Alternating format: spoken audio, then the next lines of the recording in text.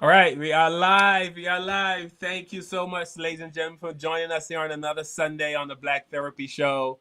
First, let me say, normally you would see myself, Kevin, and Tiffany, and we may or may not have a couple guests, but today we do have a couple guests. But the reason you're not seeing Tiffany and Kevin, Kevin is doing a show. He's on the road. Normally, he doesn't have a Sunday show, but today he actually has a Sunday show. So Kevin's not here because he's has a show. Tiffany, unfortunately, just informed me that her mom's in the hospital. So those of you who pray, just pray for Tiffany's mom. Send some love, send some hugs. Tiffany's mom is in the hospital, and she's dealing with that. So Tiffany says she might be jumping in and out, or she may not be jumping in and out. But I told her, take care of her mom, take care of the whole family situation. Don't worry about us. You know what I mean? Take care of that situation.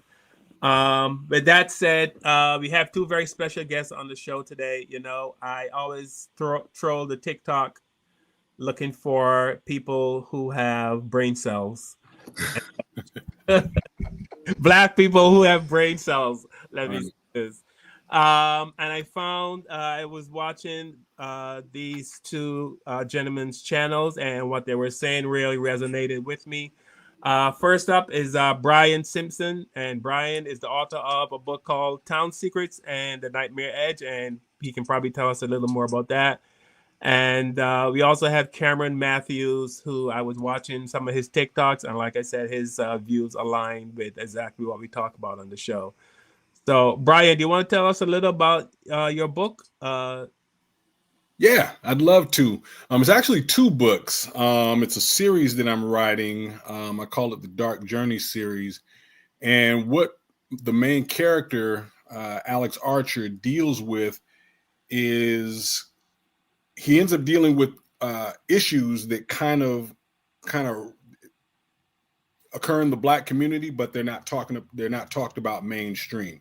Like the first book, Town Secrets, he uncovers a human trafficking ring that's in his hometown once he retires from the Air Force. And in the second book that just released, The Nightmare's Edge, it picks up where Town Secrets left off.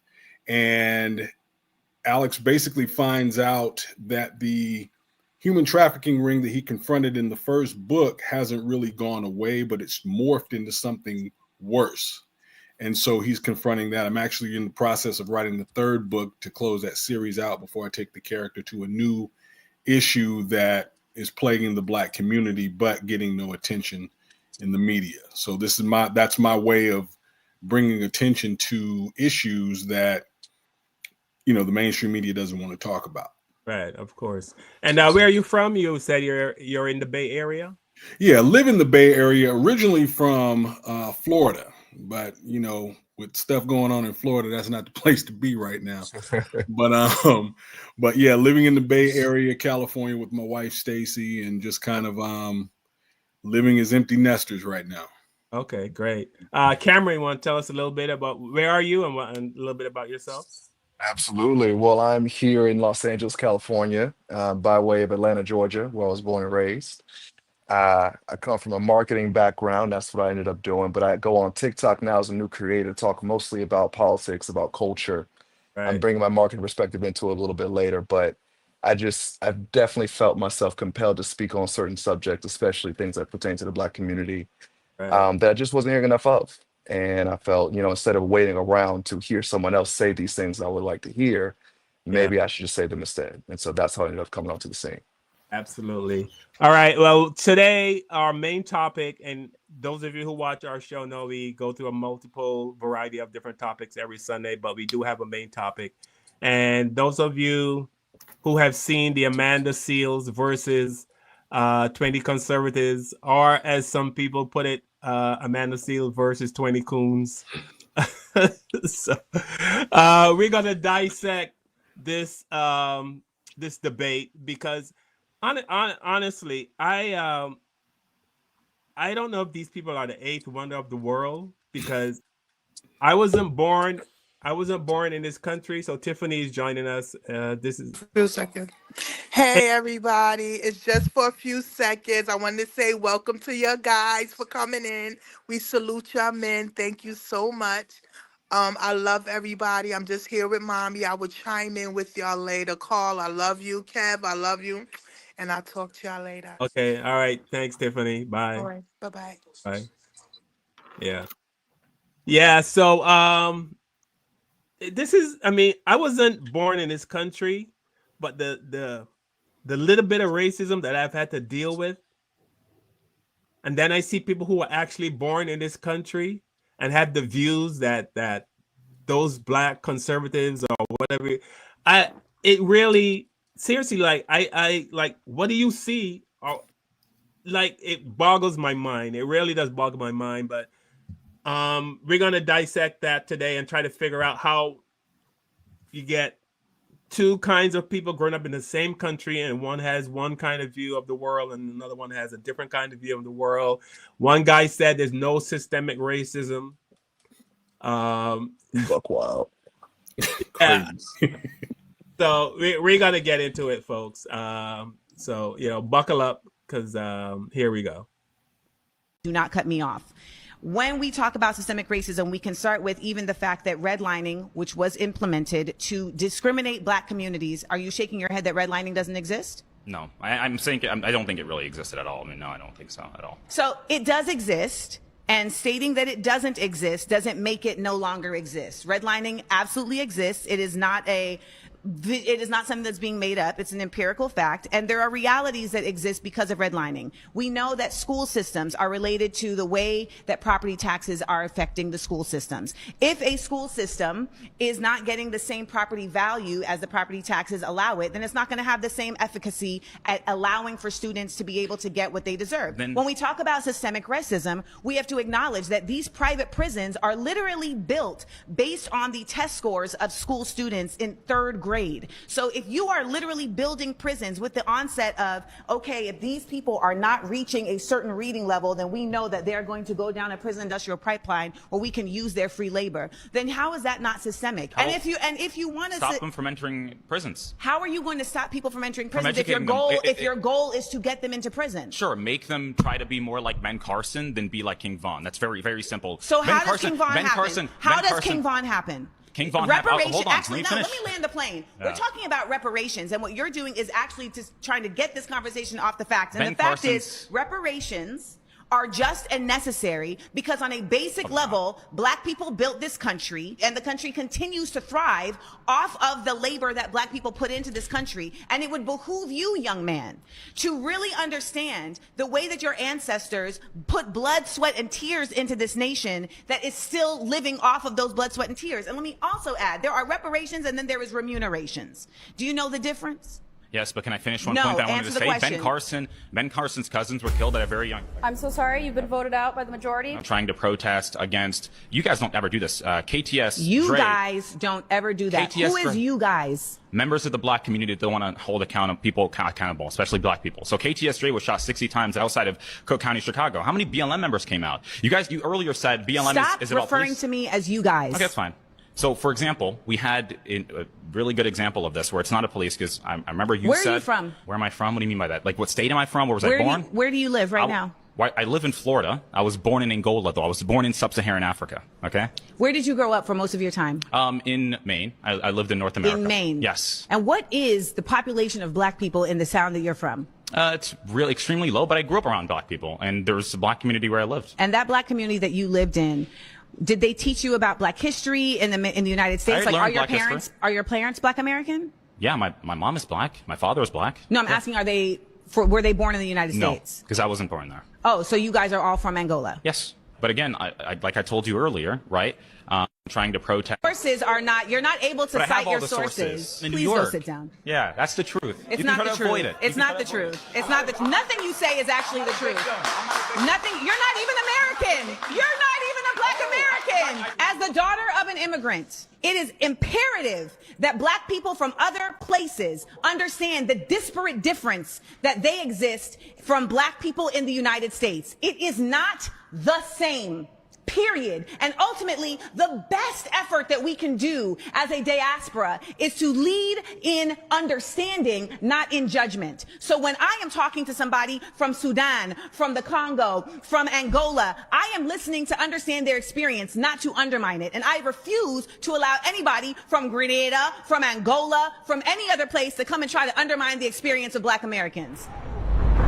We are saying, I am better because I figured it out, and so you're the problem because you didn't figure it out. But Amanda, what about if I believe that the American dream is, I have a right to that as well? Is that me joining white people, or is that me saying, you know what, I want a life for my dream? The American dream for me, because it may look different from other people. Some people it's a boss chick. For me, I want my kids to grow up in a wonderful neighborhood. I want them to go to college. I want to have a 401k. I want to do this. I want to do that. So I feel like a lot of times in the Black community, we associate anything that's right or that's just or that's striving forward with whiteness. So when you say that we're working with them, it's whiteness, it's capitalism.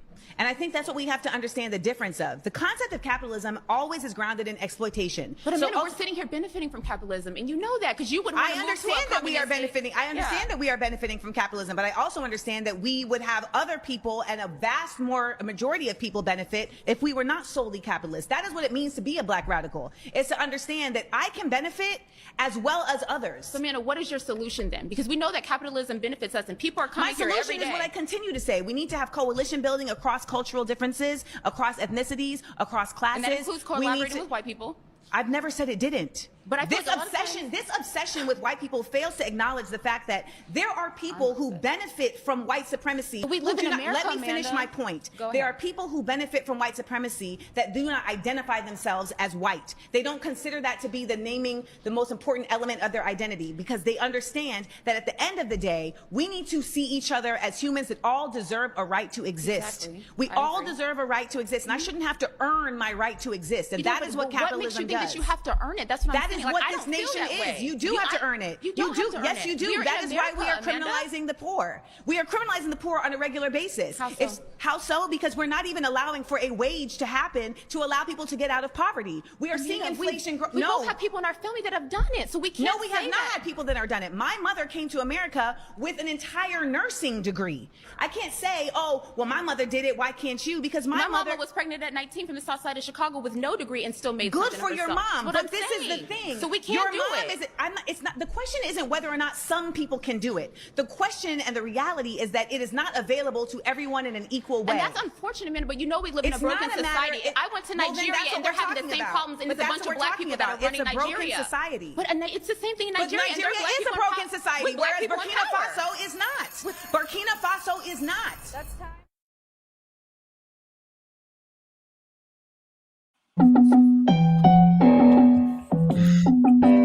With the knowledge you gain, break away from the chains. We helping you grow the Black Therapy Show. You be in a safe space, dealing with the Black trauma. We unpacking and inspecting all our baggage and drama. Cause we gotta unite, no more killing each other. It's time to see a new future for my sisters and brothers. You know, with Kevin, Carl, and Tiffany, you'll have an epiphany. We'll give you everything you need to handle the enemy. We're giving you empathy, we gon' challenge you mentally. The right conversation so you grow exponentially. We built your penitentiaries, we built all the schools. Gave us brainwash education, just making us fools. Hatred was what we got in exchange for love. No more manipulation from my God above. No, it's Carl, Kevin, and Tiffany. Now welcome to the Black Therapy Show. Let's go. Yeah. What's up, everybody? Thank you for joining us here again on another Sunday on the Black Therapy Show. Like I said earlier, Kevin and Tiffany. Kevin's out doing the show. Tiffany's mom is in the hospital. Tiffany says she'd be popping in and out. But we have two very special guests today that I'm very excited to have. I have Mr. Brian Simpson and Mr. Cameron Matthews, who are going to be joining us to grace us with their knowledge and obviously help the Black community. So obviously today we are talking about the Amanda Seales debate with the 20 Black conservatives. And as you saw there, they have totally different views. I am not sure which America they grew up in. Obviously, the guy from Angola, he seems like he grew up in Angola, so he has views totally different from. But the rest of the crew on that debate were actual Black Americans who were actually born in America. So, Brian, I'm going to go to you first. how, and I'll ask you this question, and then you can, expound or talk about however you want to talk about what we just saw. But how is it that a black person can grow up in America and make statements like there is no systemic racism? Where I, who didn't grow up in America, I know there was redlining. I know black people weren't able to buy houses. I know black people weren't able to get jobs. I know black people weren't able to sit where they want in the bus. I know black people weren't able to go to a store and just try on clothes. You can try on a hat. I know black people had to walk on the other side. I mean, I know black people, their babies were fed to alligators, the alligator bait. I mean, we've seen the lynching. There's so much proof of not only outwardly racism, but, systemic racism. But yet still people who are born in America can I don't know if they're delusional or if they have Stockholm syndrome. I kind of more lean towards Stockholm syndrome to, as Malcolm had said, they love their master, right? The master, we sick kind of people. Master, we sick, as he said, they love their master more than they love. So what do you think is going on here? I can speak from my experience in just dealing with people like that and at one time in the past, quite a while ago, sharing some of those views. And I think that comes from growing up in conservative Christian homes where the parents attend churches that silently promote white supremacy. Those are a lot of your, like I said, conservative Christian homes that they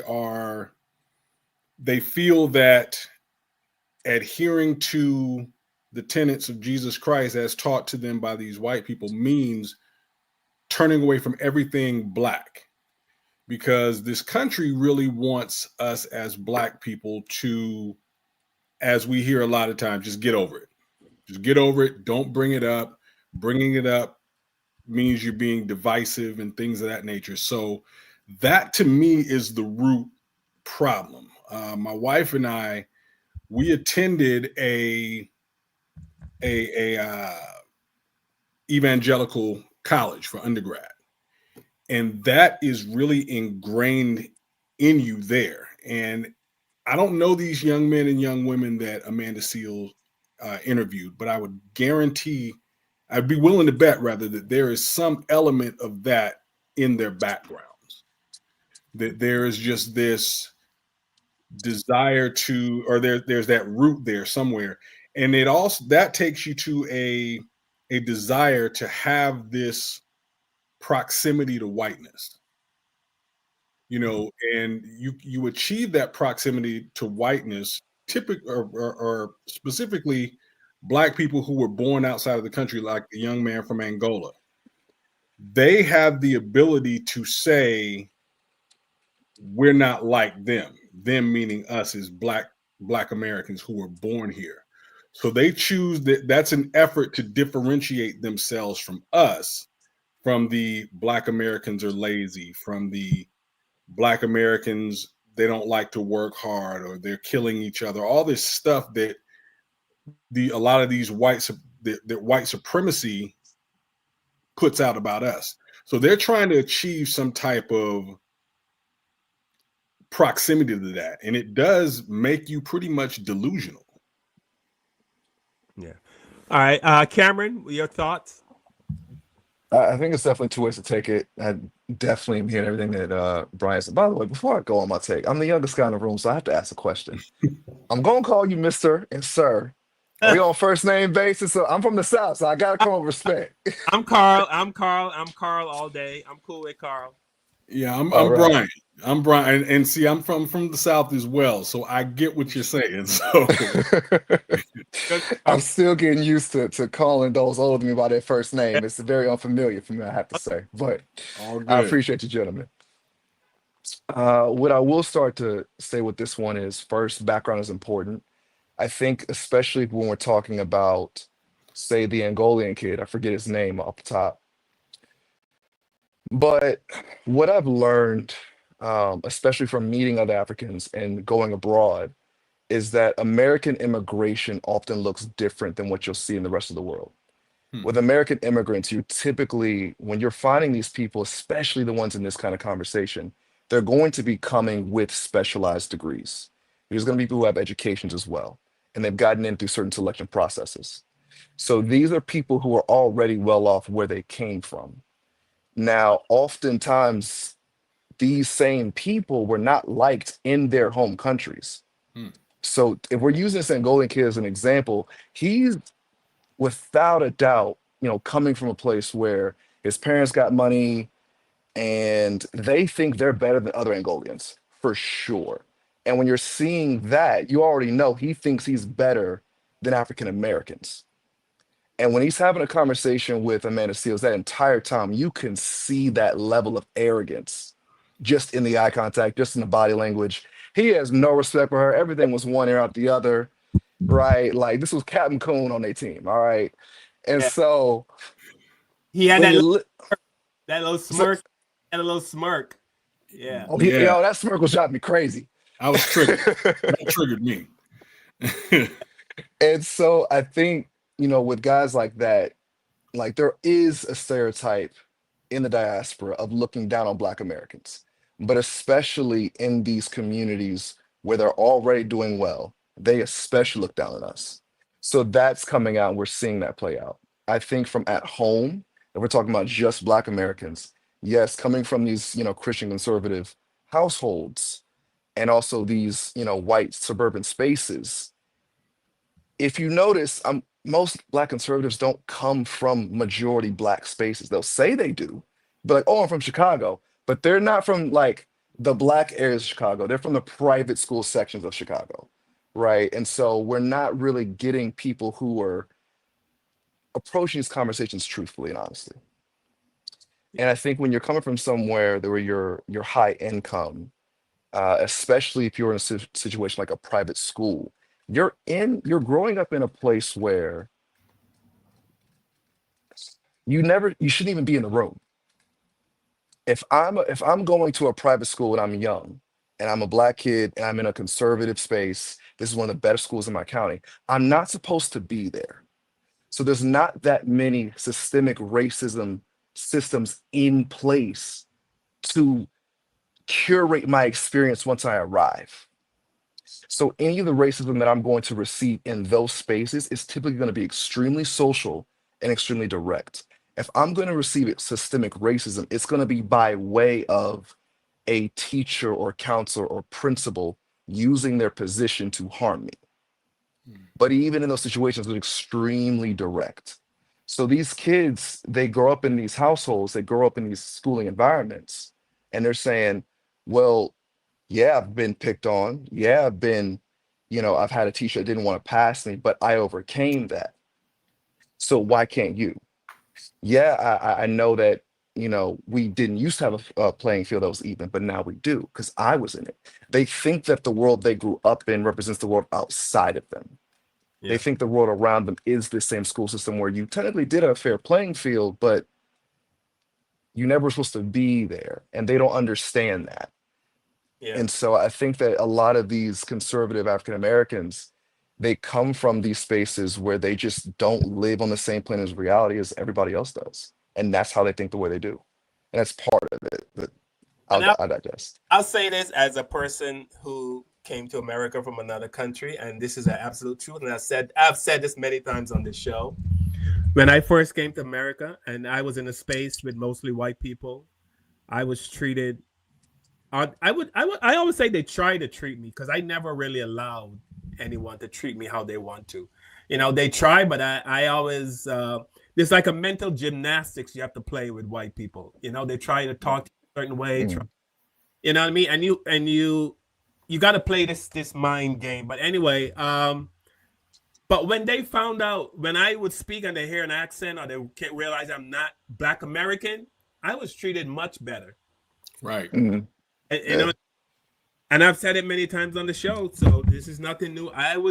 But from the time they realize I'm Black but not Black American, everything changed. They smile more. They, you know what I mean? They're engaging more. They want to know more about me. And, you know what I mean? They get closer and they're talking, and it's the smile is bigger. The face light up, you know, but when they assume that if I say nothing, if I just and say nothing, I'm just another black person. So I'm saying that because these black people who come from other countries, and they think that the white people love them because, you know, they're so great.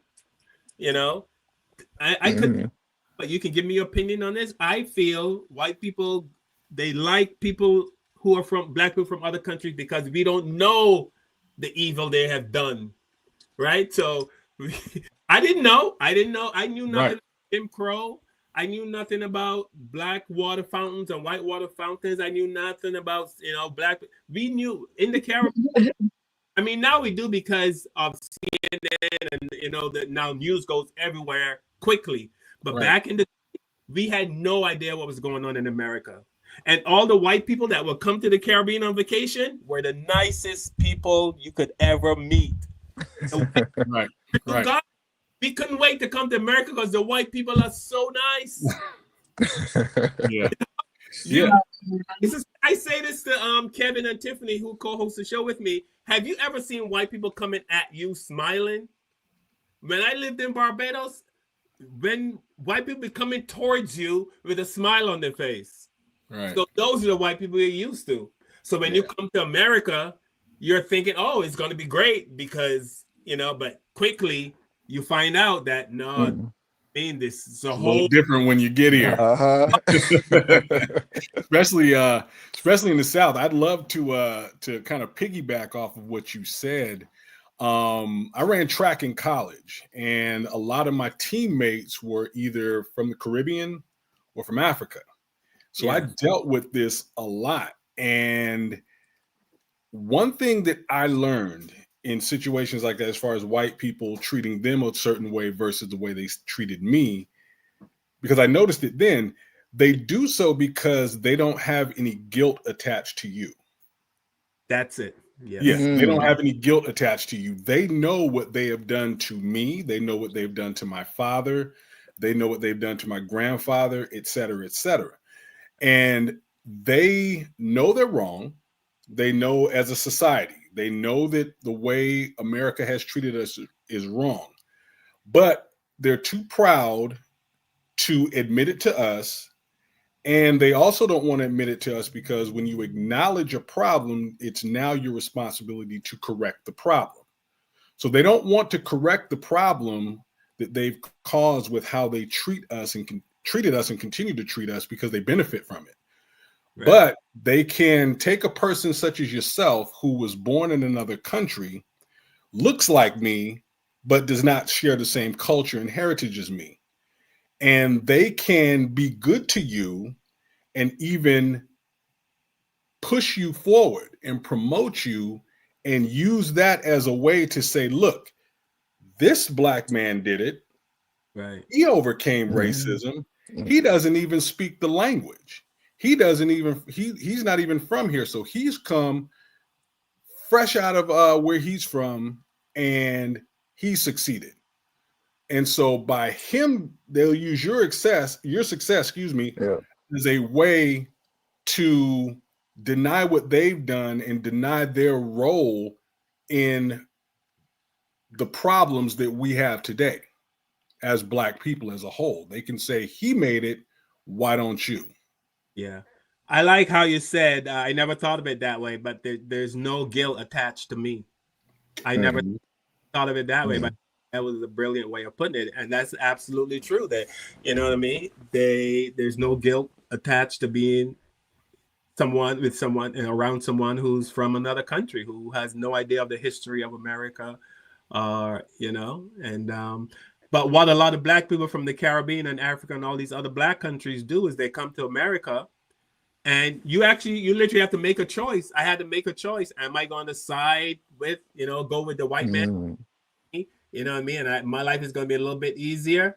I took the other road. I was always curious as to why. Two things I realized when I got here. One, Black Americans there was this, like, I don't mean this in a bad way, but I can tell there was an attitude. And it made me want to find out why.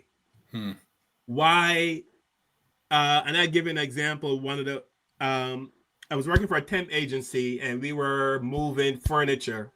And it was me and this other black guy. And the white lady was telling us where to put the furniture. We were moving furniture and sarcastically she goes, it was a very heavy table that we were moving and we were struggling going up the stairs.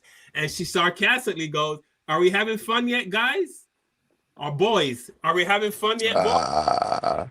And I laughed because she's just being funny because, of course. Oh, man. Right.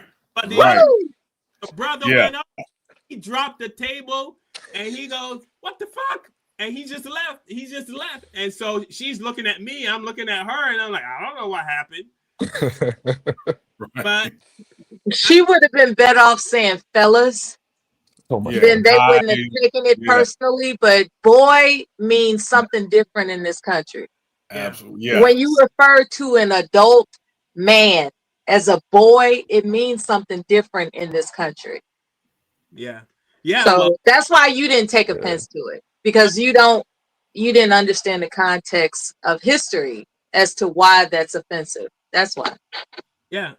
I mean, and I have so many, things like that where I had Black American friends get upset with me because I don't react the way they would react. But I can't. To this day, I can't. I can't react the way. I'm happy to explain it to you. Go ahead, please. And I appreciate that you've allowed me to speak with you. Thank you very much. Okay. Okay, first of all, the assimilation expectation is in full throttle, right? And believe it or not, there are people who have ancestors in this country who would love nothing more than to be anything but Black. Right? Let's get that out the way. As far as perception, there is a tendency for Caucasians and others on site to think that people of a certain phenotype, before even getting to know you, have quote unquote a chip on their shoulder. It's just assumed right off the rip. Like you could look like you're assimilating. You could be in an environment where you couldn't be here if you weren't successful. But just because you have a certain skin color, they want to investigate whether or not you're a Black American. And if so, dig deeper to find out if you have that, chip on your shoulder. And that would be, see, this is the thing, right? When that woman referred, it could have been innocent enough. However, if she has any sense as being an American, I would suspect that the brothers, the Black American brothers, suspected that was intentional. Like, Caucasians who are familiar with the atrocities against our ancestors in this country, that's an inconsiderate thing. That's an inconsiderate statement. So either she's from a different land that has no clue as to the connotation of that, or she was testing the chip on the shoulder. You see what I'm saying? Yeah. And that happens. I went to an Irish deli. Okay. I went to an Irish deli and I had to decide whether or not I was going to respond to someone referring to me as girl, right? You're a good looking girl. That you shouldn't have a problem. It was something regarding the misprice. The something was okay. The lamb indicated one price, but they rang me up for another price. And it was like, well, you're a beautiful, smart girl. I believe you. It was that kind of thing, right? It was like, I told them, I said, this is not what the price is at the, when it was packaged. And so that girl thing, I heard girl, I didn't hear nothing else. I heard girl, right? As an adult woman. And it reminded me of how my grandmother always protested anyone referring to her as a girl. And I decided not to address it. I made a conscious decision. And I'll tell you why. I'm an Air Force Gulf War veteran. I grew up on the west side of Chicago, all black, all day, until I joined the Air Force. I'm in basic training with women from different ethnicities who were very kind-hearted towards me. And it was a shock to my system because all my life I've been told that white people are the boogeyman, right? And so I'm with these women who, red hair, blonde hair, blue eyes, all of the whole thing. And they were just sweethearts.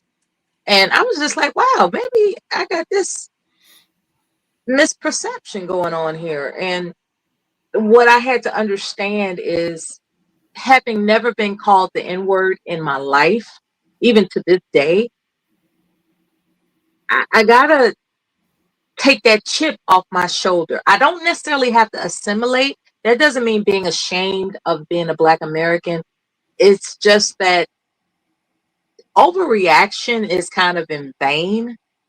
What matters is how you attain your comfort, that's best for you, and how it's provided for your family. And I'll say this and I'll land a plane. What I'm saying is, when it comes to the expectation of assimilation,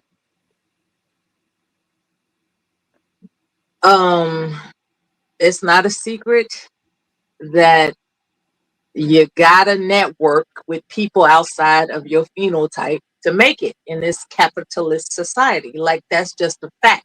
So to have a chip on your shoulder is not going to put any, as they call, moolah in your pocket. You have to live in this capitalist society on a realistic level.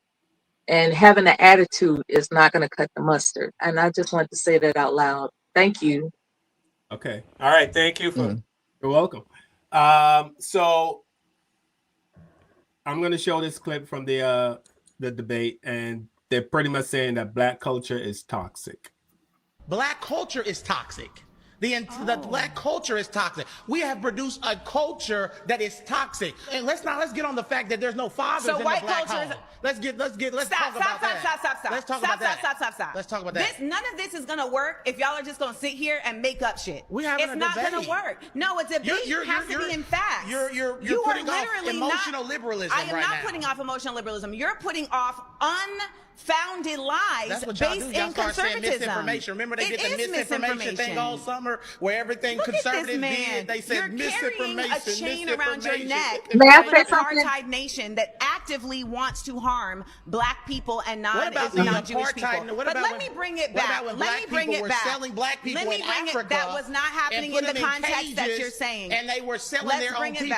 Black people still sell their own people today too. By the way, I don't know if I'm gonna last. We're selling our own people today too. I don't know if I'm gonna last. You probably won't last with me. I won't, because your ignorance is so overwhelming. See, that's liberals. Y'all start name calling when y'all getting defeated in an argument. Calling. You won't have an argument because you keep cutting me off. Oh, well, that's fine. If they don't let me come back, I made my point. You didn't make your point. I made my point. You haven't made your point. And let me just tell you about your point. You started off saying, we believe in hard work. Yeah. And we believe in being compensated. Reparations is not, though. Reparations is not hard work. It's stealing. It's Robin Hood. You said you believe in hard work. Yes. And you believe in being compensated for hard work. Yes. Were slaves compensated for their work? They weren't compensated for their work. But why should people who are sitting at home playing video games, smoking marijuana, are you sitting at home playing a video game? Are you sitting at home playing a video game? The people that they wanted Am reparations I sitting at home playing a video game? No. The people and I don't know who these people are that you're talking about, because the majority of the black community is not sitting at home playing video games. The majority of the black community is doing a lot of things. Where are you getting that statistic? Pause. You've been voted out by the majority. Please return to your seat. I knew I was going to be surrounded by ignorance, but damn, let's go.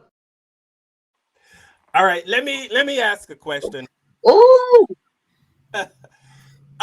The majority, I mean, like the majority of Black America, is the majority of the Black America a ghetto, or is the middle class America, Black America, the majority? Because when I see videos about the ghetto and all that kind of stuff, I know very little Black people like that.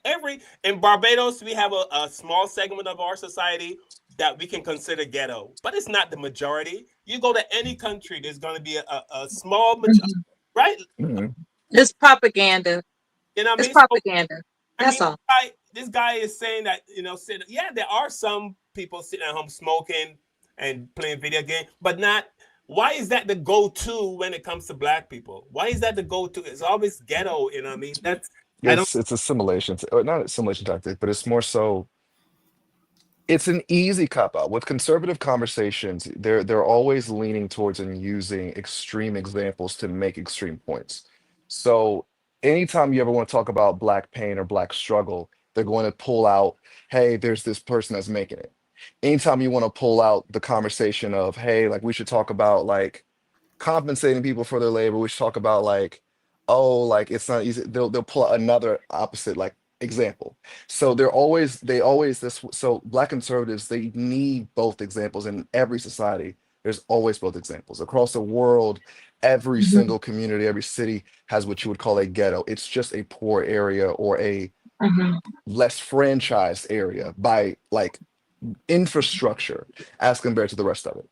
So conservative arguments are always using these examples to try and further up all these points. So to be honest with you, I would love to be able to answer the question of which one there is more of, but I will say that at least in conversation, especially when we talk about politics or we talk about policy or just about our culture in general, because of our history of being redlined in two areas overpopulated all at once, most of our culture has come from this situation. So a lot of Black culture in and of itself is tied into cultures of hyper urbanized poverty. And so when you go and travel the world, you will see connections with other cultures that you had no idea that you could connect with, because this is by design across every capital society in the world. You can talk about ghetto, you can talk about suburban or not, but like there are so many characteristics that cross over just based on whether or not you grew up in suburbia or you didn't. And your question, I would love to give you that answer to which one is more or not, but you will always, always, always hear of the quote unquote ghetto communities more than any other community. Right, yes. Right. That, and just to piggyback off of what Cameron was saying, that is what's shown the most in the media. You know, when you back to you, Carl, coming from a different country. I remember when my teammates back in college, a lot of whom, like I said before, were West Indian and African.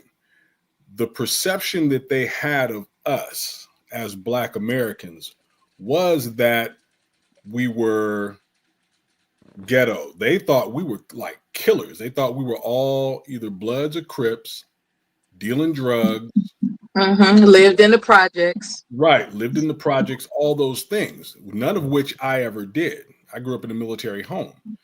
And so that's what they're told. I actually even heard a creator talking about her experience having been married to an African man. And she said that he told her, and she was a Black woman, he told her that when he was coming here, that he was told by the people in like the immigration offices and things to be careful of us as Black Americans. I knew it. Yeah, to be wary of us, be careful of us, and that you would be better off if you married a white woman. Wow. And so these are a lot of things that get told. It's how we're portrayed. And so in a response I've always had to a Black conservative when they've said things like that about, you know, the ghettos, I'm like, well, what about the trailer parks?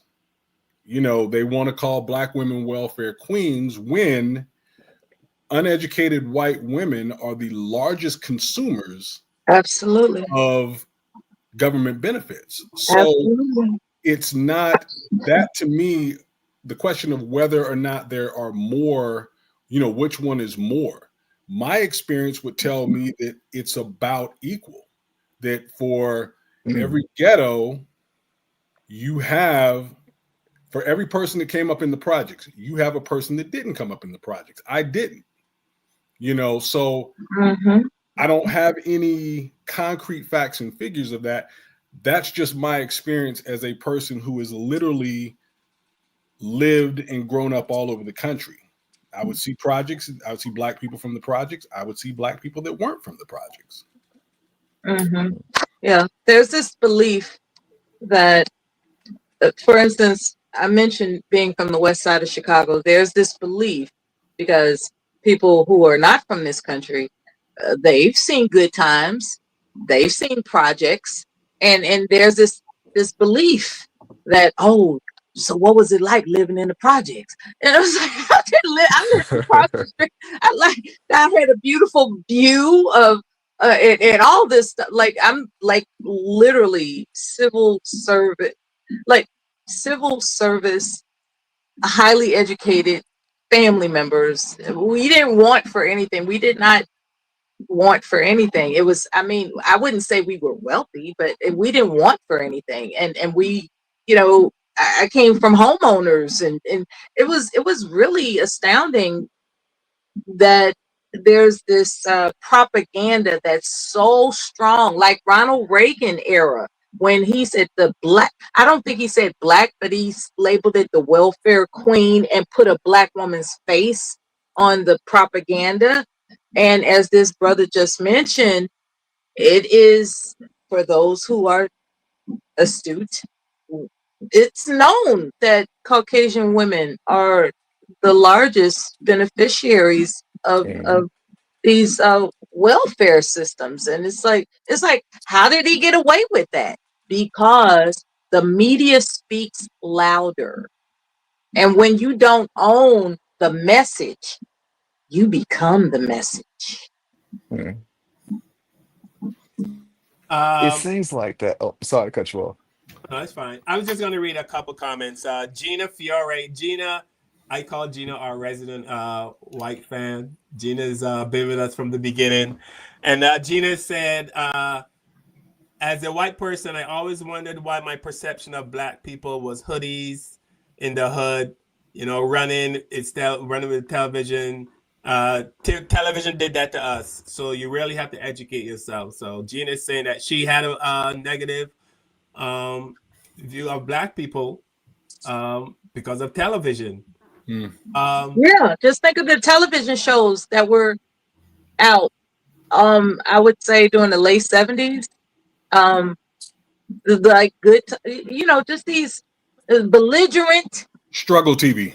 Yeah, like the belligerence, the struggle, just and then it was all encased in this comedy, right? A comedy sitcom. Nothing was funny about that. As an adult woman, I can say nothing was funny about that. Nothing. Okay. And, you know, but that's the propaganda. You know, it's this, you know, that has been our place in media, to be comedic, and it's disguising propaganda. Just think about it. But let me put this question out to the whole panel. How and I've always wondered this, and I really haven't gotten an answer that makes. But we as Black people, we have seen lynchings, right? We know Black people lynch. We know white policemen are more apt to shoot Black men. and they have lots of patience. I have videos. I'm going to try to show one of how patient they are when they pull over white people, how conversations are. But when it comes to black people, they're more high sense of, awareness.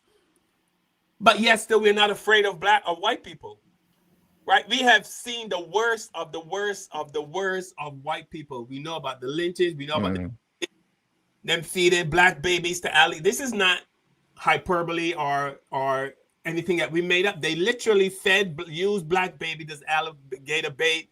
They lynched black people, and when there was one black guy they lynched, and when they lynched him, and they had lit a fire under him, and while the fire was burning, he tried to get the rope off his neck, and they cut his arms off.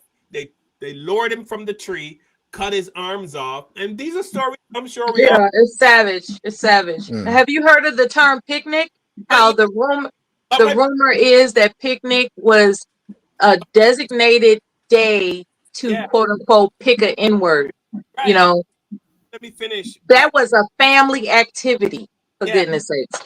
But yet still, we are not afraid. We don't tremble when we see white people. We don't lock our doors when we don't hold our kids closer when we see white people. And we have proof that these are some evil things. These particular white people, not Gina, not you, the other white people. Right? They have done the evil things, but we still don't fear them. And we have done nothing of that sort to them, but yet still they fear us and they have all these stereotypes about us. Help me understand. I remember how Malcolm X was, there's a lot of prejudice against Malcolm X's speeches because it's so, ferocious. And his assertion is that, he used the term white devils, and people are familiar with that. In the movie Malcolm X, I noticed at my favorite back in the day when I used to go to a video store and get, DVDs. I asked them if they had the Malcolm X movie. And they said, no, we don't carry that, And so this is a Caucasian man who owns the store with a beard and everything. And I was just like, out of all the movies that you choose not to care, because he prided himself on, we got everything you can name, but he did not have that. And I got my hands on it from another source. And it was very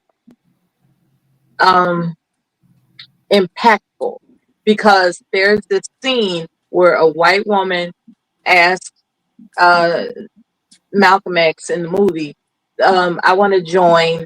Is there anything I can do? He flat out refused her. And also another scene where I think he was coming out of prison.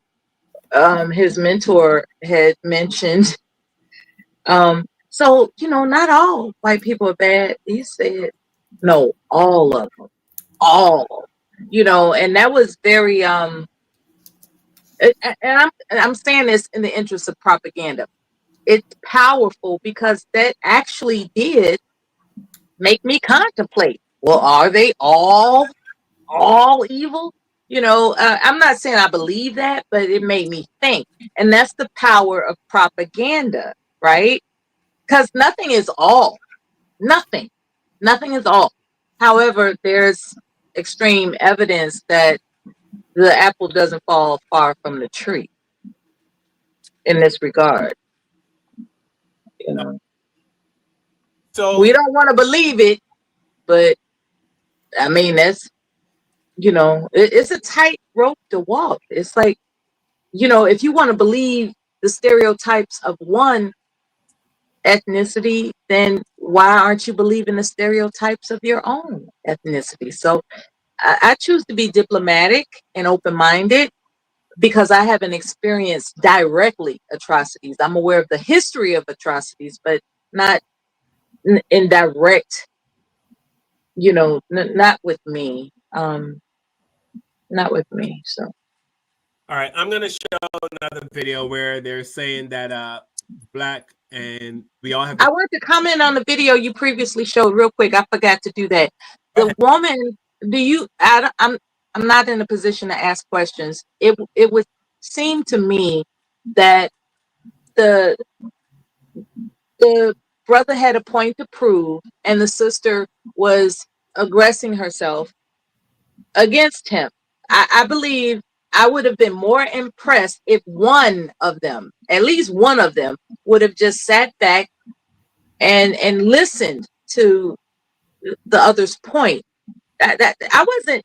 I was kind of discouraged by their lack of self-control, and I don't know if I'm wrong with that percent. I'm discouraged. It was like, where's the self-control? Why is it that it's necessary for them to present themselves combatively in a formal setting? I didn't understand that. That was kind of disappointing, actually. And I just want to say that I didn't get a chance to say that. Sorry.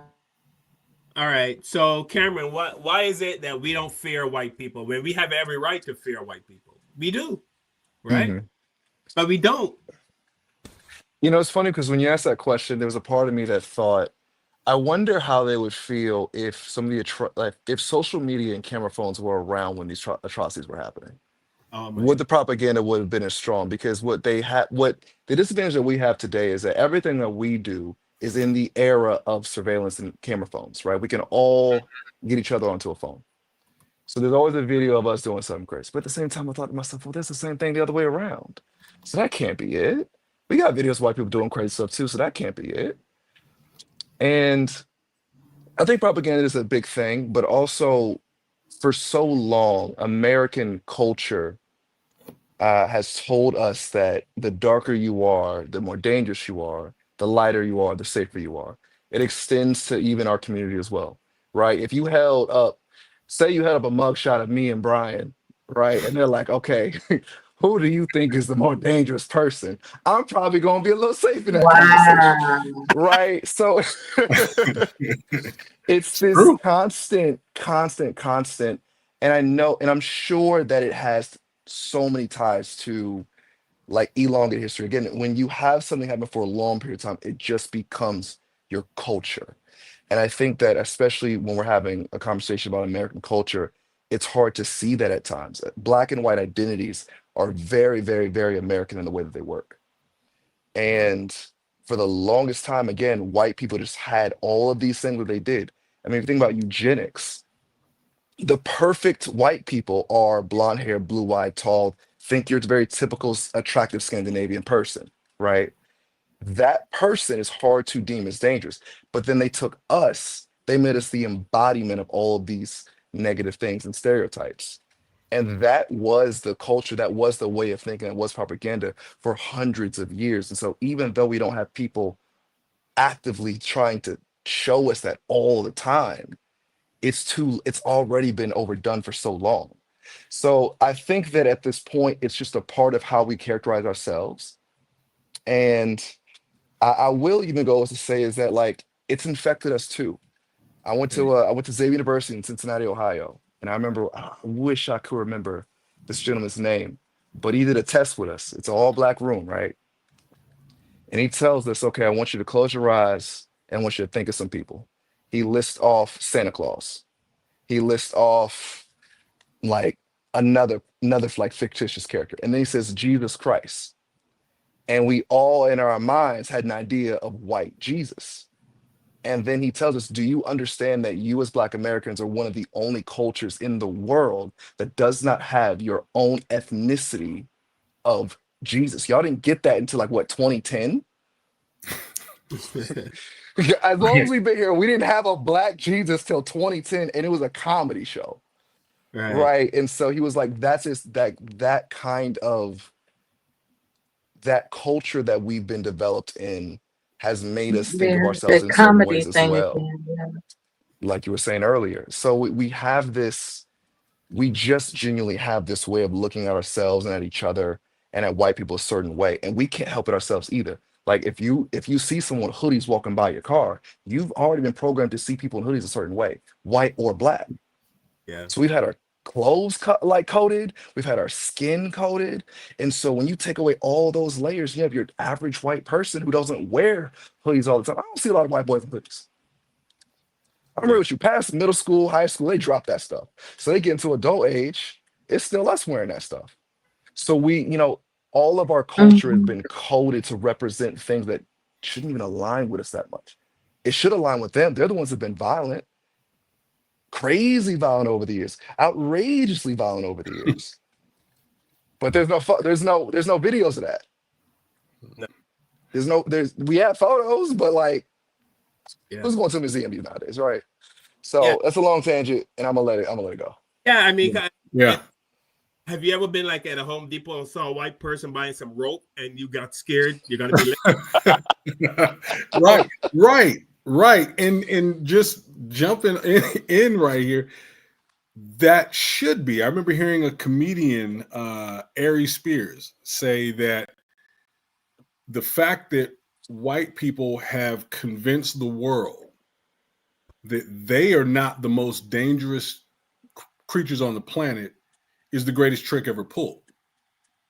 And like you said, I mean, I hadn't even thought of what you just said, Carl. I've never even thought of being afraid if I were to see that, but have every reason to kind of look at that like, wait a minute, what you buying that rope for? But I think just piggybacking off what Cameron said, I think it goes and what Mela said was talking about propaganda. I think it goes further than just propaganda. It goes into creating a narrative, because propaganda can shift, but a narrative that's gonna stay a little longer. And creating this narrative about us as being bad in everything we do, or being less than in everything we do, or dangerous, that creating that narrative about us creates an opposite narrative about them being basically a bastion of all that is right and good. And so they have to maintain that lie. They have to maintain that lie in order to keep supremacy, because in order for them to be supreme, somebody has to be less than. Sure. And that's been deemed as being, they want that to be us. And there's a fear that's attached to that, because it's the same fear that they have with us getting into anything. I think it was Cat Williams that said, the liar knows the truth about the person he's lying about. And they know the truth of our history. They know that we're not dangerous. They know that we aren't these things. And they also know that when we are put in situations, our creativity is going to come out. Our abilities to build are going to come out. There's this narrative about us being here prior to, about being in Africa prior to our arrival here on the shores, that we were just these savages that did all these things. No, we were building. We had our own governments, our own literature, our own library. We had all these things. So they have to keep those things hidden in their narrative to make it as though, to keep them up top. So that's why we don't fear them, because they've trained us to not fear them. It's like brainwashing. We've been programmed to not fear them, despite all the things we see. I mean, Hitler has a 6 million man body count on his own. On one person. You look at King Leopold, he's got a 15 million person body count on his own. But they create the narrative, they hide things in their narrative, they hide the evil in their narrative, and they only highlight the good. So that's why we're not afraid of them. Rick, what's up, Rick? Rick is a fellow comedian, and Rick is one of the good whites, I think. Are you, Rick? Rick says whites hide behind. I've known Rick for over 30 years, and he's been consistently a decent white person. So I'll say that. I have seen nothing for me to deviate. He's a credit to his race, huh? Yes. I'm sorry. Whites hide, which is true, which is what you just said.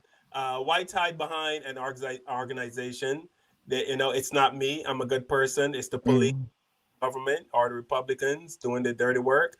Willful ignorance is what you said. They have this ability. A lot of white people have the ability to do stuff and then hide their hands and pretend like, oh, that wasn't me. So the next video I'm going to show, I have a little different take on this, but you guys can tell me if I'm wrong. If I'm wrong, feel free to tell me that I'm wrong. So in this segment, they're talking about Black music and the influence it has. What reputation are Black people making for themselves? What would you argue? Because I mean, when I look who makes the reputation for Black people? Let's look at music, for example. We already had this conversation with somebody else. Well, we're gonna have it again. Most of the people that are we? Most of the people. I'm gonna shut it down right now and let you know that the reality is that when you come to Black music, for you to say most of the people, you've already lost the argument. Am I right? There is no most of the people with Black people because you haven't heard of all of Black music. Most of the music that is, let's say, maybe exalted or are shown by the media, right? And who controls those systems? It defiles Black Americans. Controls those but who's putting it out there? We are Black. No, we're the ones putting it out there. The distribution systems that are putting them out there are owned by white people. Who listens to them? Because I can bet you most of my friends, my Black friends that are not conservative, they listen to that music that defiles their bodies. You know that who talks else about Black on Black crime and everybody it's a good else. thing. But if Am we I don't right? acknowledge that they are not in the same way pursuing white voices talking about the same thing, even though they are. We simply like to start at the branches of a tree and not at the root. Okay, so I'm a little conflicted with this one. Yeah, I know there is a machine behind putting out this toxic Black music, calling women bitches and hoes and nigga this and nigga that. And, but it seems Black people are buying it.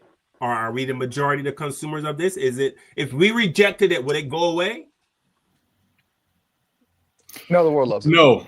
Oh, Cameron, go ahead. Nah, okay. I would just say this is always a very loaded conversation. It doesn't go anywhere because we're not the conversation we're having, but like that topic of blaming Black music as a thing infecting us. Right. We don't apply that terminology to anything. Like we don't go and say, the people who listen to country music, they have all alcoholic problems and they smoke too much. We don't do that. Because music, while it does have an effect on us, it's not so drastic. Every single community around the world has rap music. French have it, Germans have it, Turkish people have it, even Russians have it. Everyone has rap music, but we would never, ever make the argument that rap music in these other places across the world are infecting people and causing them to be belligerent and negative towards each other. We would never fix our conversation to say, all Hispanic and Latin women must be slutty because of their music. We would never do that because it's silly to make, but we feel the need that we can do this with Black music and say, it's again reinforcing a propaganda that we've already talked about. We have to be bad people at all times. We have to be more dangerous, and anything that can be used to enforce that and reinforce that idea, they're going to use it. But music, art, like we've talked about music. I remember the conversation about gaming and kids. We would talk about, if your kids are playing these games and they're going to become violent. Right. If your kids are playing violent shooting games, they might want to go and shoot things in real life. That's been debunked a million times over. We don't even talk about it no more. Yeah. Let me jump. Yeah. All right, go ahead, Cameron. No, I'm done. I'm a tangent. I'm done. Now that you brought up about, you jogged you just, like, in the Caribbean, the music, like, in Barbados, we have a carnival called Crop Over Season. In Trinidad, they have carnival. In every Caribbean island, they have these big festivals. And let me tell you, 99.99999% of every song is about a woman's butt, her bump, her boobs. You know what I mean? It's every single song is about doing with a woman this and woman that, and you know what I mean? But yet still, we don't, we just see it as music and everybody moves on and nobody's considered it toxic music. There are a few people that might say, hey, we don't, but most people, we enjoy the music. We get, instead of butt, the word for woman's butt in the Caribbean and Barbados that I know of is bumper. So if a woman got a nice butt, see, she got a nice bumper. Mm-hmm. Every song is about, a lot of songs about look at that bumper, put your hand on the bumper, touch the bumper, bumper. And, but we don't see that music as toxic. So I don't know if it's because America's a different society, a different, things are different here, that people can look at music and blame a society for, a few songs that, You know, so you really made me start thinking about music and how it affects societies, because it doesn't affect, I don't really see it affecting our society. Can I interject here? Can I? Yeah, hey, I was gonna go, Brian, and then information, man. You can, Brian. Yeah, information, man. Good to see you.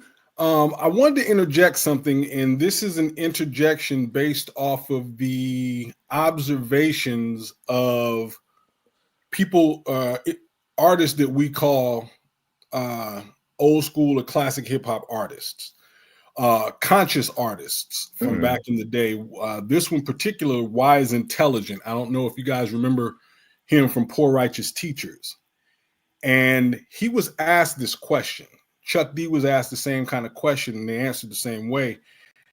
And they were asked about the influence of music. And Wise Intelligent talked about a CIA study that was done on Black people. Because if you remember from history, the 60s had the COINTELPRO program, which was designed, it was a counterintelligence program that was basically designed specifically to dismantle the Black community. Because one thing they found in the 60s was, despite everything that they did to us, there was a resilience in us to where we would push back against the system. And the study that was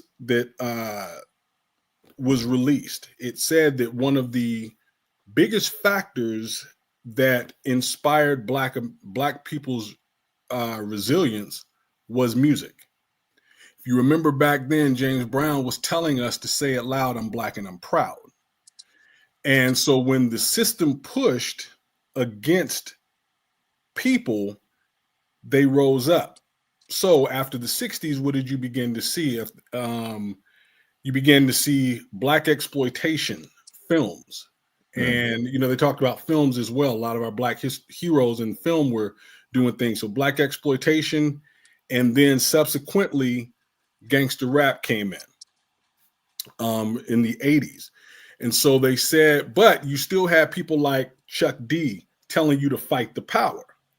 And so when Rodney King happened, Black people rose up. You know, that was the #1 song on the radio.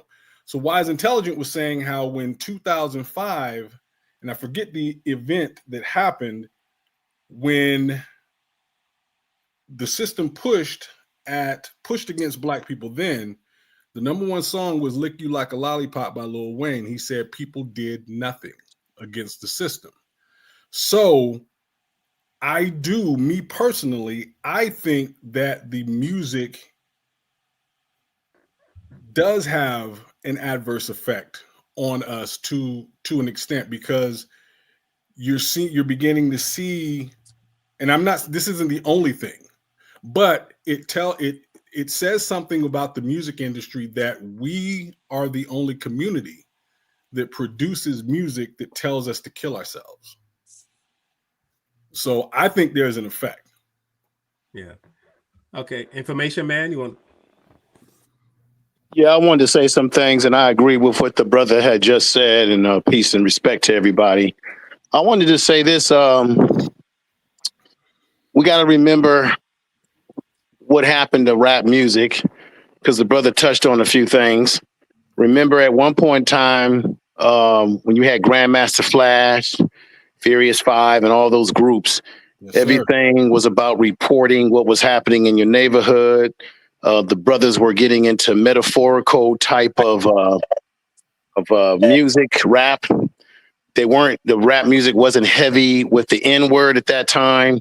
And then you had an awakening in which people were getting into more what we call conscious rap. So you had the X-Clans, you had the Public Enemies, you had various groups of this nature who began to talk to us about history, began to talk about talk about the East, talk about Islam, talk about empowering things. And then you had an interruption in which gangster music came on the scene, and that was purposely done. There's been people who have talked about this, that there was a special meeting in LA to disrupt the music that Black people were putting out in terms of the rap music, because the message at that time was actually a positive message. How many of y'all remember that a lot of the music videos were shot on historical black colleges, and there was an increase in black historical black college enrollment because a lot of rappers were doing their things on campuses, shooting their videos, and you were seeing black college life. So it was positive. They had to disrupt that by bringing in the gangster music and disrupting that. There was a rapper out of Oakland I've talked about before by the name of Parrish, and he said that what happened is that the rappers like himself who got more into conscious rap, they couldn't get airplay. So every time they went around to shop their music, it was radio that killed conscious rap because they would not play it. And if you don't get airtime at that time, your music wasn't going anywhere. So they purposely, and that was not done by black people. That was done by people who don't look like us, who actually are the ones that control the industry. Black people didn't control distribution. Remember Herb Gotti and all of them murdering? They were trying to get a distribution deal, and some funny business took place. Even Shug was trying to get a distribution deal at one point in time. They don't want black people to control the music. So it does have an effect when you're putting out negative energy in the music. But I want to say this, though. When I was growing up in the late 70s, early 80s, right, I remember white kids that were into the punk rock that was influenced by what was happening in England with the punk rock, and they were coloring their hair. They were wearing the little spike bands. And nobody made a big deal about white kids listening to punk music or white kids listening to ACD or any of those other Metallica and any of these bands that have been around for a long time. And in that music, there was all kind of, you could say, demonic stuff that was being said, right? Ozzy Osbourne and a whole bunch. Nobody demonized white people and said, what's wrong with white kids listening to this music? Our music always gets demonized, right? Remember, rhythm and blues are what we call the blues. That was demonized as being the devil's music, right? Even some black people thought it was the devil's music, right? But when you look at who consumes the music more than anybody, it's white people today. They consume verbatim more units of rap music, and they go to the concert. I went to an old school rap concert with Sir Mix-a-Lot and Melly Mel, the whole crew. Everybody was out there. And I looked like the number of black people that was in the audience. We all looked like raisins in a bowl of milk. Okay. So white people are consuming the music, concert tickets, and they're buying the music. Black people ain't buying the music like you think. We might be listening to it on a jukebox or something, but we're not consuming it to the level that other groups, because what happened is other groups are living vicarious through what they think is black culture. And that's the gangster culture that's been put forth. And then as a result of that, to downplay and underestimate and marginalize the positive rap music that we had going, they wanted to disrupt that messaging. And you always have a black person that will sell us out. I would say that those rappers who engaged in the gangster rap, who were given the contracts, given the red light to push that kind of music, in some kind of way, they sort of sold us out because, and there's a lot of conspiracy theories about special meetings in LA and objectives to shut the music down in some way or another. That's all I wanted to do to contribute to tonight's show. You got a great show tonight, Carl, and your guests are fantastic. Thanks a lot, brother. Thanks for checking everybody information, man. And shout out to you, brother. Thank you very much. Y'all have a good evening. You too, man. Thank you as well. All right. So another segment, they talked about reparations. There have been a plethora of conversations about reparations, but these particular coons, black people don't really think that black people deserve reparations is given to the Japanese. We all know that.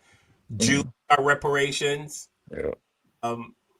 But how long are we going to sit here focusing on trying to get reparations? It's been how many years since slavery? 150 years, 1865? Whenever there's a real thing that this country wants to do, they do it. Okay. Well, first I'll start with, it will help on even just a moral level. The reality is that the United States has become very comfortable with the fact that it does not consider black people equal. And it shows that in many ways that I'm sure we will discuss over the course of today. But ultimately, there has not been a committed, concerted effort to shifting the mindset around the use of Black people as a labor force in this nation back when it was slavery, now in the use of slavery as slave labor in prisons. So on a basic cultural level, reparations are an act of repair. They are an effort to say, our bad, we see you now. We have seen that done with Japanese folks who were put in internment camps. We have seen that done with Jewish folks. We have seen that done even in the case of slave owners who received reparations. When it comes to the use of tax dollars to pay reparations, and this is going to come up a lot today, it's a matter of values, right? For me, my value system circulates around the fact that I think that as a community, we should all be engaged in repair for our community. So I don't think there should be any problem with there being tax dollars spent at repairing consistent efforts that have been made to impede Black people. Would you say that low-income white people and low-income Black people have the same ability to excel? I would say they have the same ability to excel. Okay, so I'm going to start countering from that point then. Sure. So ultimately, we know that our low-income communities are not given the same access to resources on a myriad of levels. They don't even have the same air quality, okay? We know that low-income communities in general are also going to be much more policed than other communities. We know that policing as it exists in the United States came from slave catching. So even the tradition of policing comes from protecting property, not protecting people. Okay. So let's start there. When we talk about low income, like the working class Black people in this nation, we know that they have never been considered, ever, whether they were slaves or not. They just weren't considered. And we also know, as our brother Isaiah pointed out, that there are still people in very powerful positions that hold very personal positions as it relates to racism. And so in that way, they are impediments to someone moving forward. When we talk about DEI, the concept of DEI is not about lowering a standard. It's about widening the options. So we live in a nation that I feel like a lot of y'all are looking at the United States as a long history of something. We have a short history. All right. For 400 years, there was slavery. Black people were not even considered whole humans. We were 3/5 human. After the Civil War, during Reconstruction, Black people were then subjected to the Black Laws. The Black Laws were specifically for Black people. The Black Laws incarcerated Black people at such an exorbitant rate that they were able to get another slave labor force through the 13th Amendment, because you had Black people that were serving entire life, like months-long, years-long sentences for jaywalking. So when we look at these things, we act as if, well, why can't we just get over that? That's 2 generations previous, okay? So if a father in the early 1900s was incarcerated for 2 years, how do you think that would impede their family from being able to grow, right? Sure. Now you're affecting the ability for their children to have 2 parents in the home. You also now have a mother who's like incredibly stressed and may have to always be working, so she's not able to parent, etc. We also know that there is a continued effort in this nation to not have Black people know the history of this nation. Like our good sis here was talking about, like, we have resilience, but this nation actively works systemically to keep that from us, right? We look in Florida at the laws that they are passing to not allow education about our past. And we know that if we don't know where we came from, how can we know where we're going? Sure, okay. All right, So- I'm so sorry. How can you be Black in America and not know that? I mean, he sat all in like he's hearing it for the first time. You know what I mean? I don't understand how you can be Black. I'm going to show a video. This is a light-skinned sister. She looks damn near white, but this is something recently. It seemed like it was this year, but apparently she had a job, and while she was on the job, they told her any name that looked Black, delete it or kick it out, because they're obviously they're not hiring Black people. And this is happening today. And this is probably just this is just the tip of the iceberg. Somebody said that if sports were played behind closed doors, not out in an open arena for the public to see, like Michael Jordan and all those Michael Jordan would not be the greatest basketball player ever if it wasn't in public for people to see. Anytime white people can get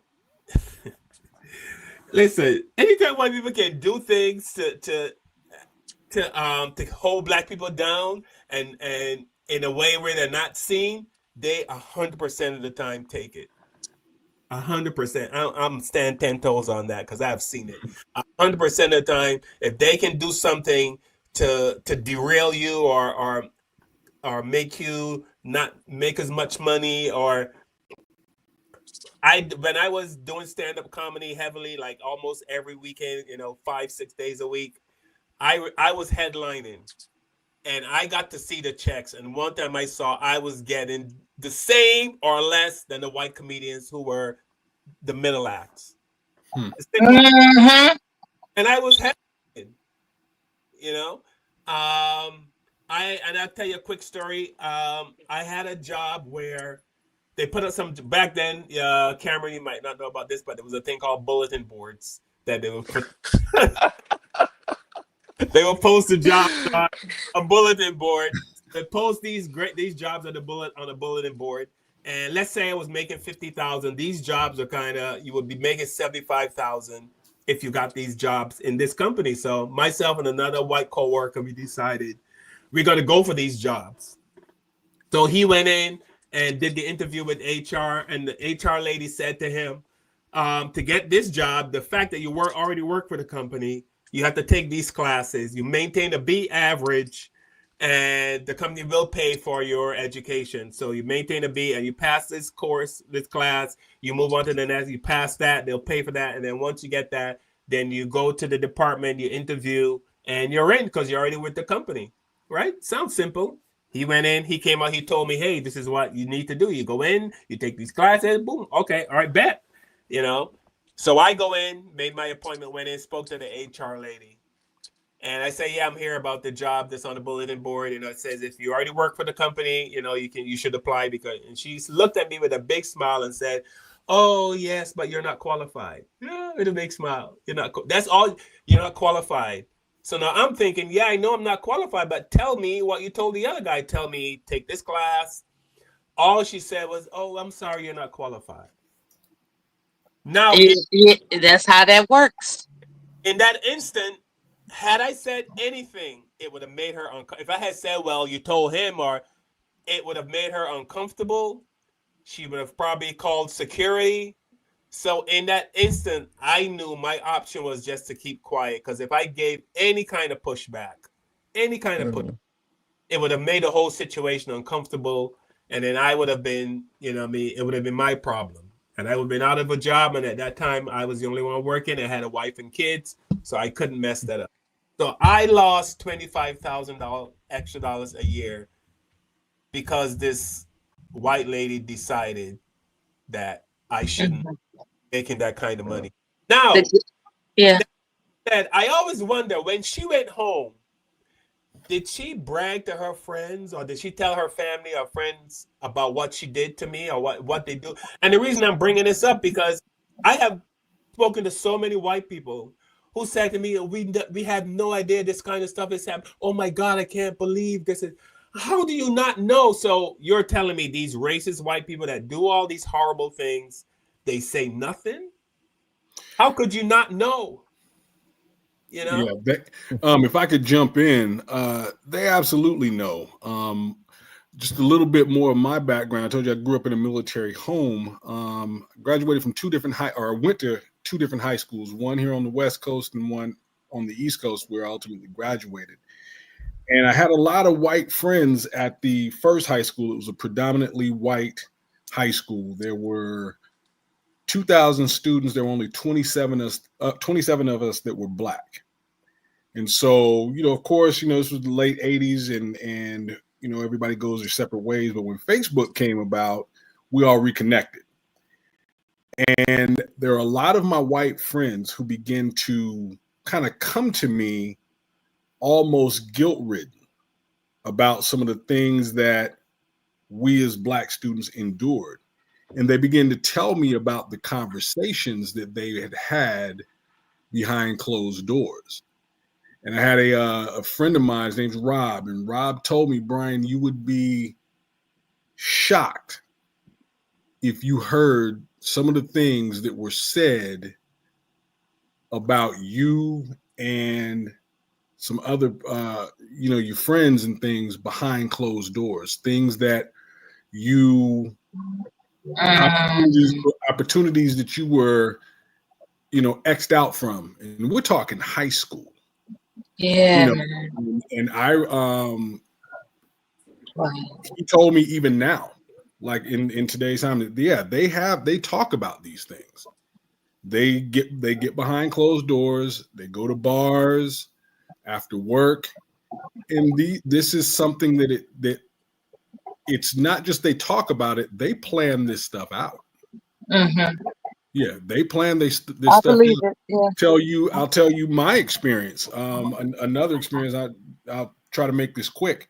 But I remember being up when I was 28 years old. I was up for a six-figure job at this dealership that I was at. This was back in Tulsa, Oklahoma. And if you know the history of Tulsa, Oklahoma, yeah, you already know.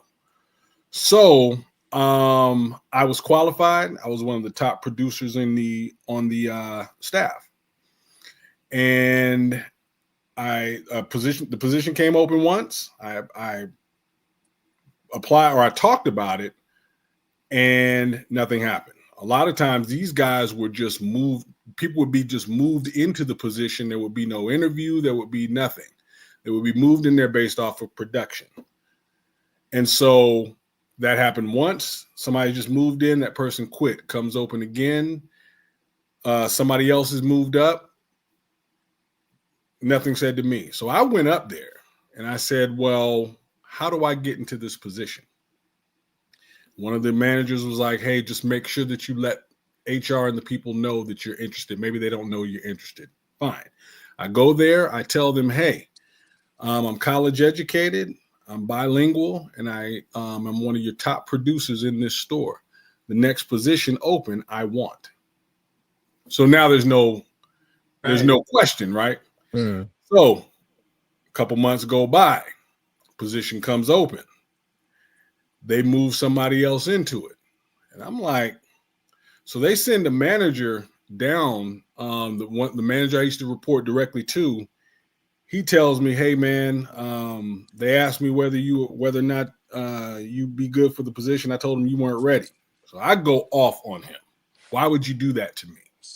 Yeah. So fast forward, long story, try to make it shorter.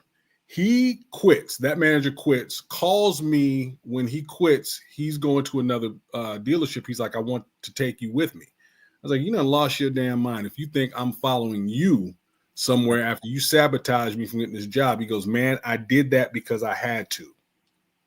I was like, what do you mean? He goes, they told me to tell you that I told them you weren't ready. He goes, man, I recommended you. He goes, but they told me we are not having any black managers at this store. Wow. Yeah. And there it is. Yeah. That happened to me when I was 28 years old. It was back in 2001, 2002. And so that's just my story. And so I remember just thinking, well, if this is happening to me, I can't be the only one. Mm-hmm. And it explains why the earning gaps between black households and white households are still so different, even though black women are the most educated group of people in this country. You know, so these things, they are definitely talking about them. Definitely. Yeah. There was a brother on TikTok he talked about when he was in the army, he was in the armed forces, and his job was dealing with chemicals, and he was a chemist, and he got qualified, came out, applied for a job at a company to be a chemist, you know what I mean? And they told him the only thing he can do is to have a job as a janitor. They offered his position, you know? So, I mean, the stories you and I just told, I know it's definitely not unique. It's happening. Mm-hmm. It's happening across the board. Which is, I struggle with this. Like when I see like the black, I had this conversation with a friend of mine about black people. We always talk about black unity. I don't know if it's ever going to happen in my lifetime. I don't see it happening. I mean, I'm sure it's been talked about for decades and decades, but that seems to be elusive to black people, is black unity. But I would love to see when I'm gone, and hopefully it happens after I'm gone, some kind of huge corporation, I would love to see all the basketball players who are making 100 million, 200 million, 300 million. Can they form some kind of corporate? Can't we form a Microsoft, a Apple, Facebook, something huge where we can employ lots of black people and pay them well? You know what I mean? We have all these black students going to HBCUs, right? But when they come out, they have to go right to the white man and ask for a job. Yeah, you went to a black university, but where do you have to go? You have to go right to the white man and ask for a job. We should have jobs waiting for these, for these kids when they come out of these universities. That's a good point. That like the fact that our people don't own industry like we ought to is a factor. What's stopping that? Is a factor. What we have the money. There was J.R. Smith. Do I have the video? There's I always save this video. J.R. Smith was talking about him and his. Did I delete that? No, here it is. Basically, he's saying that him and all the basketball players were sitting around one day, and they wanted to go practice basketball, and they couldn't find UCLA's auditorium was closed. And he brought it. Hey, why don't we buy our own auditorium? We got the money. You make 200 million. You make 300 whatever million. We can go to a bank. We can own our own auditorium. But we're so trained and it's so embedded to have that Eurocentric mindset that worry about myself, worry about me, worry about mine, worry about mine. I'm not going to help nobody else who look like me build up when everybody else do it but us. I got Paul George sitting right here. I got DeMar DeRozan sitting right here. I got Russell Westbrook sitting right here. I'm literally sitting next to all of these dudes who are LA guys. I'm like, bro, I'm not counting your chips, but everybody else is. So you make 200, you make 200, you make 175, you make 150, you make 180. Why don't y'all have your own gym? Why we gotta go to UCLA to work out in LA every time? What bank gonna turn us down? We about to build this whole shit out for our community. We got the money. We don't have the mindset. We got the money. We just don't have the mindset. I see stories. Well, go ahead. I'm sorry. Yeah, you mentioned why aren't we afraid? Right. I would say that apparently people are afraid. There are people that hesitate to exercise or rather invest their hard-earned revenue into building industry exclusively for our people because they're going to come for you. They're going to come for you real tough, heavy, and hard. And a lot of people don't want that, as they say on these YouTube streets, they don't want that smoke. And that's why it's not happening. Because, in fact, they are afraid. When he's asking, and he's talking about the mindset is fear. We have been taught, when I say we, I'm talking about historically in this country, to fear progress. Look at every time there had been progress. Now, one person hasn't done anything despicable than another. Like take Hugh Hefner, the most despicable person. But then you're going to come after Bill Cosby? There's a reason for that. You understand what I'm saying? Like, it is, if I didn't know any better, there's a determination to make sure that people who are non-Black don't feel bad about themselves by any means necessary. Do you know the kind of looks a person will get? Say something as humble as a grocery store visit. You looking good, smelling good, your cart's full, you're paying, not with cash, but with a Sapphire card. Okay? You got a party to plan. So you're paying with a Sapphire card. They're looking at you like, damn. They are floored. They're like, well, you certainly got they have to make a comment about it. I can't just get my groceries and roll. You got to make a comment, like ask me questions about what I'm purchasing. Like that's that stuff. That's that stuff. It hurts. It hurts people's feelings when they are trained to believe your only position in their eyes is as a subordinate. I know a podiatrist. He went to assist at a clinic. When he walked in, he asked for the office he was supposed to go to. And she said, well, she pointed out some kind of trash that needed to be taken out. She looked, just looked at him because he's a tall, big black man and assumed he was a custodian. And he pointed to his name tag. This says Dr. Adams. I'm not the custodian. So there are these there and she just rolled her eyes. That's what he told me. He said, now who's known for rolling their eyes according to historical propaganda? Black women. Who has the attitude? Black women? No. Everybody that is confronted with feeling, how can I put this? Inadequate has an attitude. There's a okay, I'm going on a tangent. Never mind. Okay, thanks. So basically we're doomed. Yeah. Is that what you're saying? I mean, if we can't... I would not say that. I would not say that. Well, I mean, our words matter. And when for instance, I don't believe in the word can't. That's a word that irks me, right? When someone said, we can't do this and we can't do that. It's like, do we realize what we're pronouncing for our future?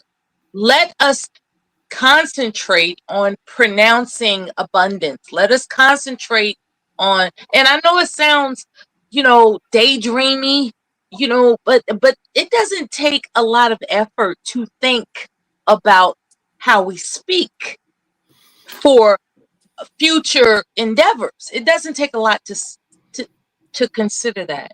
Yeah. If I could, so we're not doomed. I refuse to accept that. Okay. I'm not gonna accept that we're doomed, just like I'm not gonna change diapers today. Like, I have an option to believe. I have the option to believe. Okay. And I'm gonna stick with that belief. Whether it comes into fruition or not, me, myself, and I have the option to believe that we are not doomed as a people. I don't know how it's going to work out. Don't get me wrong. I can't predict the future. I'm not pronouncing some prediction. I'm just saying I refuse to believe that we are doomed. And I hope you allow, I hope you don't take offense to me saying. No, absolutely not. I'm gonna let Brian go, then Cameron, and then we're gonna wrap it up. Go ahead, Brian. Yeah, if I could just jump in and say the fact that a person is surprised when a Black professional such as a doctor, a lawyer, wasn't that crazy? The fact that when they walk in to a place and people are shocked, it shows that there is a system in place designed to make it hard, if not impossible, for you to get there. Because no one is shocked when you have a white doctor. I think my wife and I were just listening to a story on, I believe it was TikTok, to where there was a Black doctor flying on a plane. And there was a medical emergency that happened. And they said, if there's a doctor on the plane, we need you to come to the back. And so a Black man gets up. He goes to the plane. They begin to grill him. Are you sure you're a doctor? How are you not sure if you're a doctor? Are you sure you're a doctor? What kind of doctor are you? Do you have a medical card, the doctor, or a medical ID? The doctor said there is no medical ID, but I can show you my da-da-da-da-da. So the very fact that they are shocked when you get there to being a doctor, lawyer, pilot, whatever, shows that they know there are systems in place designed to stop you from getting there. They know. Man, it's like Django, man, when they saw him riding on that horse, their jaws dropped. You know, like they ain't never seen a nigga on a horse before. You know what I mean? And when he got to the plantation, like around here, niggas don't ride a horse. You know, it's systematic, man. It's systematic. It's like whatever by any means necessary. We have to maintain the narrative, as you said, brother, the narrative that the only thing a Black American is good for is a subservient position. It's sickening, man. It's sickening. You know what stuck with me? I'm going to come to you after this, Cameron. What stuck with me? Remember when Obama was president and he got off the plane, I forgot where, and there was some white woman wagging her finger in his face? Like, skull. Remember that? The president of the United States. Right. Her finger, and she wagging her finger, man. In his face. That stuck with me. Uppity nigger. Yeah. He's the president of the United States. Has that ever happened in the history of America? Ever? No. It's like the guy has even when that what's his Kennedy, God rest his soul. He's Catholic. People were against a Catholic being president. They didn't wag a finger in his face. Unfortunately, what happened occurred. But what I'm saying is that Barack had, oh man, he faced so many things that were just unjustified. To Brian's point that you're Black, but no matter your position, they still look at you as Black. And I'll say this, Cameron, before I come to you, I'm sorry. But this is something that my Black American friends got mad at me because I didn't do anything about it. But I had a white woman said to me, we were having a conversation, the topic got on race. And she said, and I'm going to quote her verbatim. This is exactly what she said. She said, I don't know what Black people expect from us white people. All we have ever seen you guys are slaves. So when I see a Black person, I just see a former slave. And there it is. So when she sees a Black pilot, hey, look, there's a slave flying the plane. When she sees a Black bus driver, hey, look, there's a slave driving the bus. It's a novelty. So when Barack was the president, hey, look, a slave. Look at these slaves coming a long way. There's a slave that's president. She said, all we've ever seen you are slaves. You know, so that's Cameron. I'll let you and have the last word. You're good. You're good. It's just interesting to see how much bolder people were when I wasn't around. You know what I'm saying? But yeah. I mean, are we doomed though? I mean, like, are we? Not at all. Not at all. I just think that there's a couple of things that we need to start like seeing objectively. I think if we're talking about, like, if I address your first, video that you showed us, when we're talking about these athletes and we're talking about Black billionaires, millionaires coming together and creating coalitions for us, I think we have this issue of heroizing people in these celebrity status positions and with money. But I think that we forget that new money is very fragile. And I think that no matter what somebody says, I think that in the back of their minds, they know how fragile their position is, especially when we're talking about an athlete.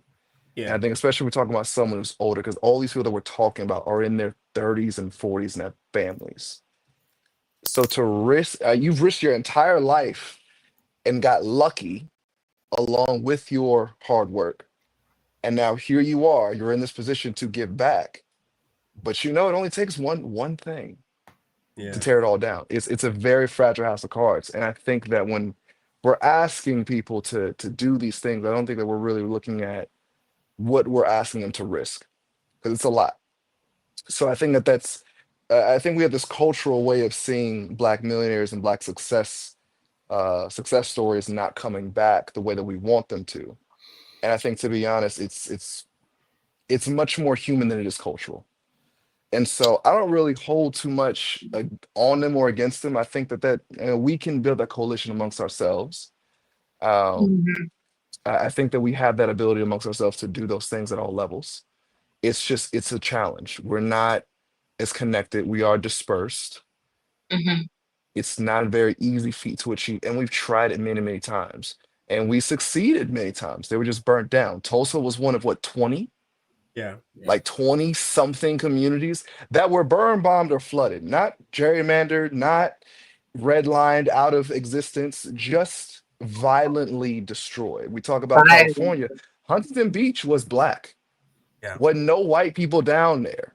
Venice Beach, wasn't no white people in Venice Beach like that. So like we had these beach cities that just slowly, through policy, through ownership, through, so we have had it, we have tried, we haven't held it for very long because of things we couldn't control. And there's a lot to acknowledge there. And our opposition is real. As much as Black conservatives want to talk about it, it is real. You can't deny it. It exists. And we don't have an easy challenge ahead of us. I think that we can have solidarity. I think that global solidarity, I don't know if I believe in that as much as I used to, but I think that we have a connection, and it's worth playing out and see where it goes. I'm in the marketing and advertising industry, and I've seen that connection happen between the UK Black folk, and I've seen it happen between New York City Black folk. There is a strong connection and through line through those two cities within that industry. And that's just one. It's one example of something we can show that works. So Nice. I guess this is my way of saying we're not doomed. We have opportunities, we have chances. And luckily we live in a time where white people are bold and audacious. We don't need too much information to know that's still true and that's still apparent. But I think the advantage that we have is that they're not as violently ambitious and audacious yet as they have been. And yet is a good example because we're getting there. It's riling up. Yeah, it is. We're seeing it rile up. What about lobbying? Like these millionaires, billionaires, is it inconceivable that they could have lobbying firms so that they have more legislative influence? I mean, you can have all the influence you want, but if the person making the decision doesn't want to give it to you, that's the end of the Who story. are you lobbying to? So who we lobbying to, right? So I promise you, we can probably find 50 examples in the past 10 years of Black folk lobbying. We can find examples of these things, but it always comes down to who's going to be the decision maker at that stage. All right. So, that's it. This is so this is a comment, and I know this person. This person, I don't know if he hates our show or if he's annoyed, but have we said anything that sounds like we're victims? So here, no, pure hood nonsense. I have not heard anyone saying anything to say that we feel like we're a victim. We're just talking about. Go ahead, Brian. Yeah, it's people like that, and I've had this conversation with my wife many times. I don't even humor them. I pay attention to them about as much as I pay to the lint in my back pocket, because a person like him knows what's going on. Nobody is saying this happened, but I was not able to get to where I am not. Nobody's saying that. We're just acknowledging what has happened. And in a way that I know that these people are full of excrement, I'll just say that, is whenever I've seen these same people who call us victims cry literal tears when the same thing happens to to people in a foreign country that is white. Yeah. They are crying right now, and not saying that you shouldn't be, because what's going on in Gaza is atrocious. But have we not had our communities destroyed? Have we not been driven out of places that we bought and paid for? Have we not, as Cameron mentioned, Tulsa? I literally lived when I was in Tulsa, I lived walking distance from Black Wall Street that was burned. You know, has that not happened to us? Have we not been displaced? I'm from Florida. I heard about Rosewood growing up. One of the members of Rosewood or survivors of Rosewood attended my great-grandfather's church. Have we not been displaced? So they will cry tears about that, but they will call us victims. No, it's just, again, they're supporting the narrative that we're lazy, that everything that has happened to us is because it's our fault, and that they have nothing to do with why Black America as a whole has had it hard. Yeah. I mean, they see us as victims more than they think we see ourselves. I think that's the ironic truth behind the entire thing. They think that they know, like you're saying, Brian, they're not ignorant to like what their textbooks from K through 12 have told them. They're not ignorant of that. They see us as victims more than we do. We understand. We just understand and we're willing to talk about it. Right. And it's the same kind of mentality of like, oh, you know, I don't want to say anything negative towards the person causing an issue. But if you react poorly, then all of a sudden everyone has something to say about it. We never address a person causing a bullying. We address the clapback. Yeah. Every single time. And so, you know, to once again, we'll see what he says when his kid's the one being victimized at school and they're crying to him and saying, "Oh my goodness, I got bullied in school." Oh man, he's just being a victim, right? Right. There's always always treatment back. Yeah, there's always more of a focus on the response of the offended than the actions of the offender.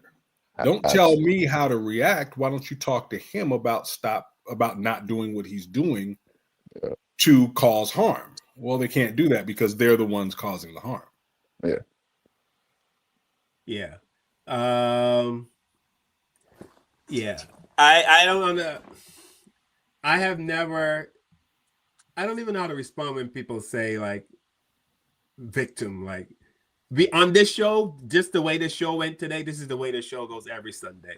We just talk about stuff, you know what I mean? And but every Sunday somebody says, "Oh, stop whining, you guys, pull yourself up and, get out there and work hard." Like they're the poorest ones. That's the craziest part. They're the poorest ones. That part. Conservatives are the poorest people in the country. Yeah. They talk about bootstraps. They can't afford boots.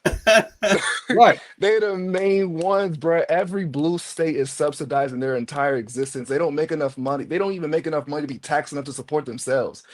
I'm sorry, I'm on a tangent. But it's just, it's crazy to hear, like, we're right now, I don't know if y'all seen like the people in like the middle America talking about their Walmarts they can't afford no more because of the tariffs. Right. Put on your bootstraps, baby girl. Get out there and farm. Yeah. Pull yourself up. That's what you told us to do. And the thing is, like, they want you to do it. Yeah, Dr. King had said it. You tell us to pull ourselves up by our bootstraps, but you've taken our shoes. So we pulled ourselves up by our bootstraps despite not having bootstraps.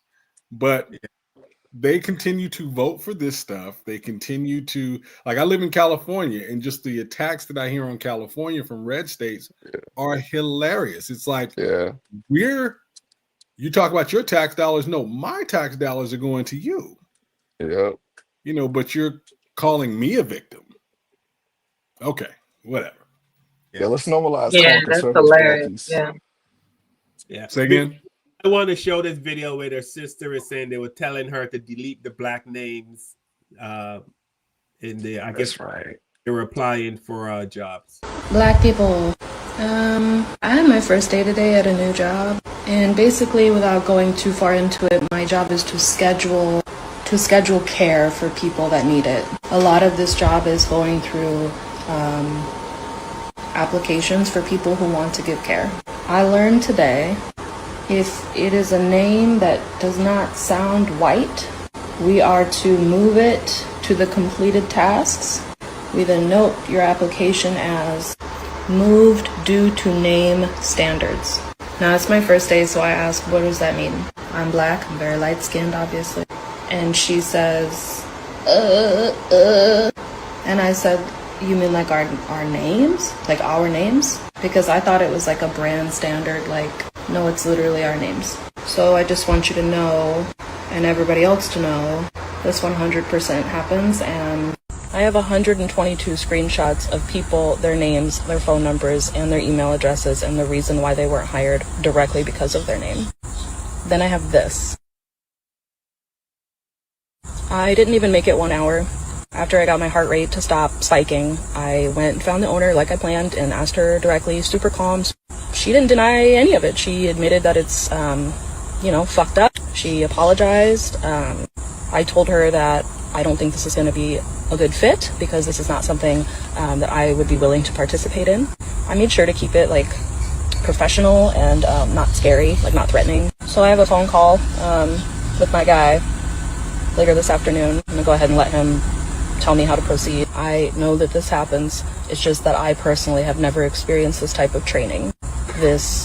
If they have a name that sounds like this or that's jacked up, we don't do it because we have standards.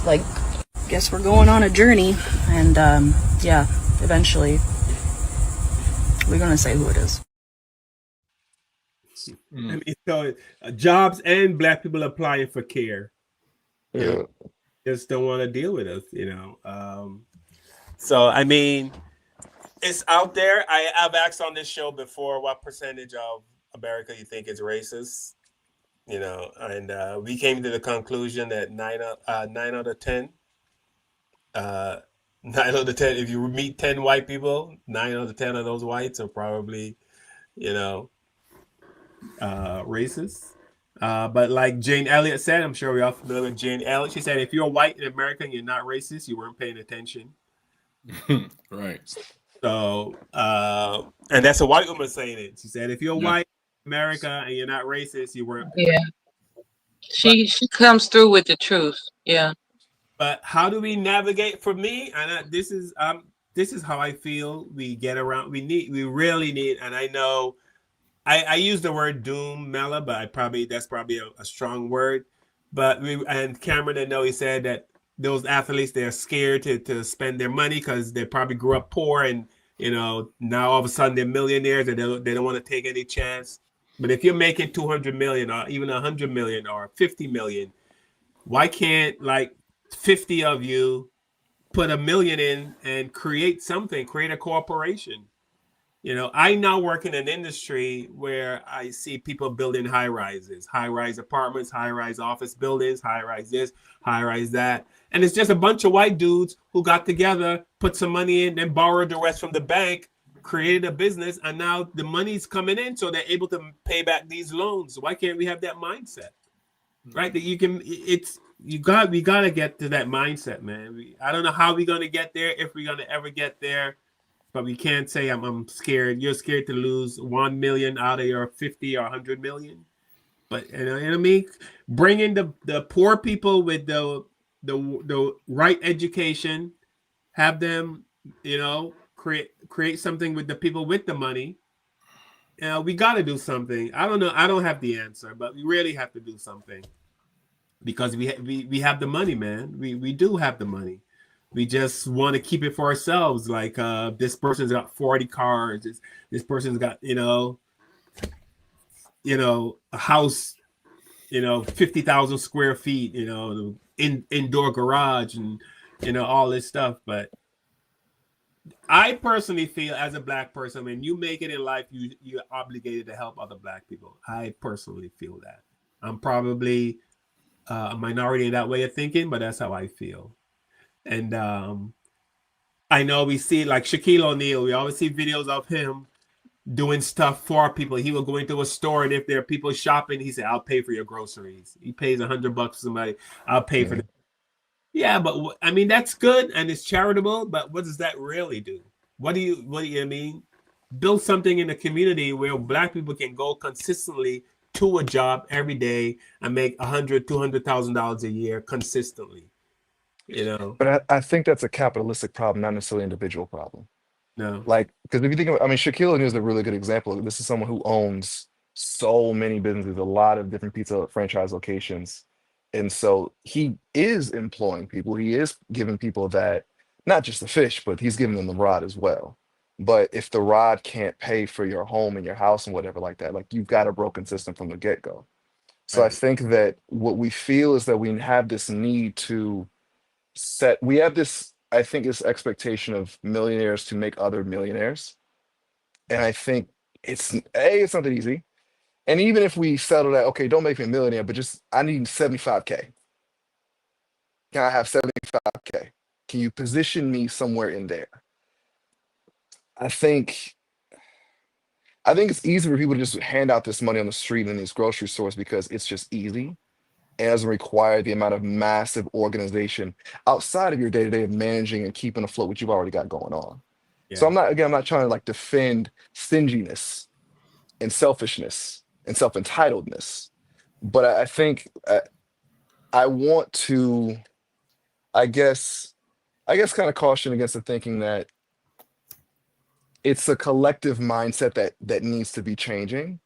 Because if you could pay for your home off of a job at McDonald's, we wouldn't be worried about what a billionaire is doing out in the world to make us all work. Right. And like right now in LA, like I was in marketing, but mind you, like I got laid off at one point. And I had to go back into the regular blue collar workforce because once you go corporate, most of those skills don't transfer over if there's not another corporate position waiting around for you. So you have to go back down. And when you're in that zone again, it's like, damn, bro, like it's hard to find a job that just pays the rent. Just the rent. I got loved ones who live in Germany and Sweden. Part-time job, 35 hours a week, can pay for you in a single bedroom home, your clothes, you go to the doctor. The doctor cannot charge you more than $140 within a given year, not visit, year.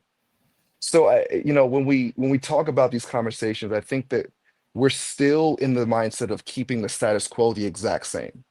The status quo being that you need to elevate in money to elevate in lifestyle and in life quality. But there should be a guaranteed standard no matter where you are within that ecosystem, and we don't have that. And so I don't think that it's on Black billionaires. It's on our government to put guardrails along capitalism. So I don't need your benefit. I don't need you to pay for my groceries. I'm good. You want to go out and help a charity? You want to go out and help somebody else? By all means, do that. But now I don't need you. Yeah. So that's my only pushback with love. I guess I guess I'm just frustrated, and not in a bad way, but I really wish we can do better. I really wish we could. I know who was it? Muhammad Ali that talked about giving us some land so we can just go off and Yeah. Just cut America in half. We live on this side. You guys live on that side. Yeah. I mean, you got the racist people talking about going and building their own community in Arkansas. I'm like, yeah, go ahead. But to push to piggyback off of what Cameron said, I agree. Not relying on the Shaquille O'Neals and the athletes to do it, because they are still a very small percent of people, and that is, I think it's a good idea, because they do have these millions and collectively, billions of dollars between them. But the Black community as a whole, we spend more collectively than anyone else in the country. So we already have the money. Yeah. We already have the money. We just need to decide to spend it within our own community. Like I told you, I lived on the grounds of Black Wall Street, walking distance from it. And it was called Black Wall Street because of how many times money circulated in the community. So during that time, they were prosperous while the white farmers in the south of Tulsa were struggling due to the Dust Bowl. The effects, the after effects of the Dust Bowl. So they pushed Black people away. They were like, we don't want to live around you. Black people were like, okay, fine. So They became doctors. They became pharmacists. They had their own hotels. They had all of these businesses, and the money circulated in that community over and over again. For a community to be deemed successful, the money needs to change hands 5 to 7 times within the community before it leaves out. Right. Money in the Black community for Black Wall Street, it changed hands around 13 times. So what that means is, let's say Cameron was a cobbler, and Carl, you had a grocery store, and I owned a hotel, and Mela made shoes. We went to one another. If I needed, shoes, I went to Mela, and if Mela needed whatever I provided, she came to me, and vice versa. So the money just went circulating. It just grew and grew and grew and grew. There are several communities in this country that are doing that already. The Latino community does this. Asians do this. Jewish people do this. We just need to do it. We just need to do it. Our money lasts in your typical Black community. It may change hands 1 to 3 times before it leaves. So we have it to do. We just have to get out of the mindset of going to this person to get something. It reminds me of a story, the rapper Jim Jones. He was all upset because I think he was in a Gucci store or Louis Vuitton, one of them, and it was what? Gucci was in the Gucci. Yeah, he was in the Gucci store, and they didn't want to serve him. Fine. You don't want to serve me. There's a company called Active Black. I'll just go wear that. You know what I'm saying? So we need to get behind each other when we're doing something. We need to get behind. Like I'm an author. I try to support any Black author that I can find. I'll try to support them, because I know what that grind is like. And so we have to get, I think we have been kind of poisoned to not trust each other, and we've been infected by this capitalistic mindset that, like J.R. Smith was saying, tells us I got to worry about me. I'm not worried about you. I'm not worried about you. I've got to worry about me. And I can't look at Cameron, I can't look at Carl as my competition. Even though we may be in the same industry, of course, I got to get mine, you got to get yours, but we can help each other, so we have to get into keeping Black dollars in Black communities, keeping Black dollars with Black businesses.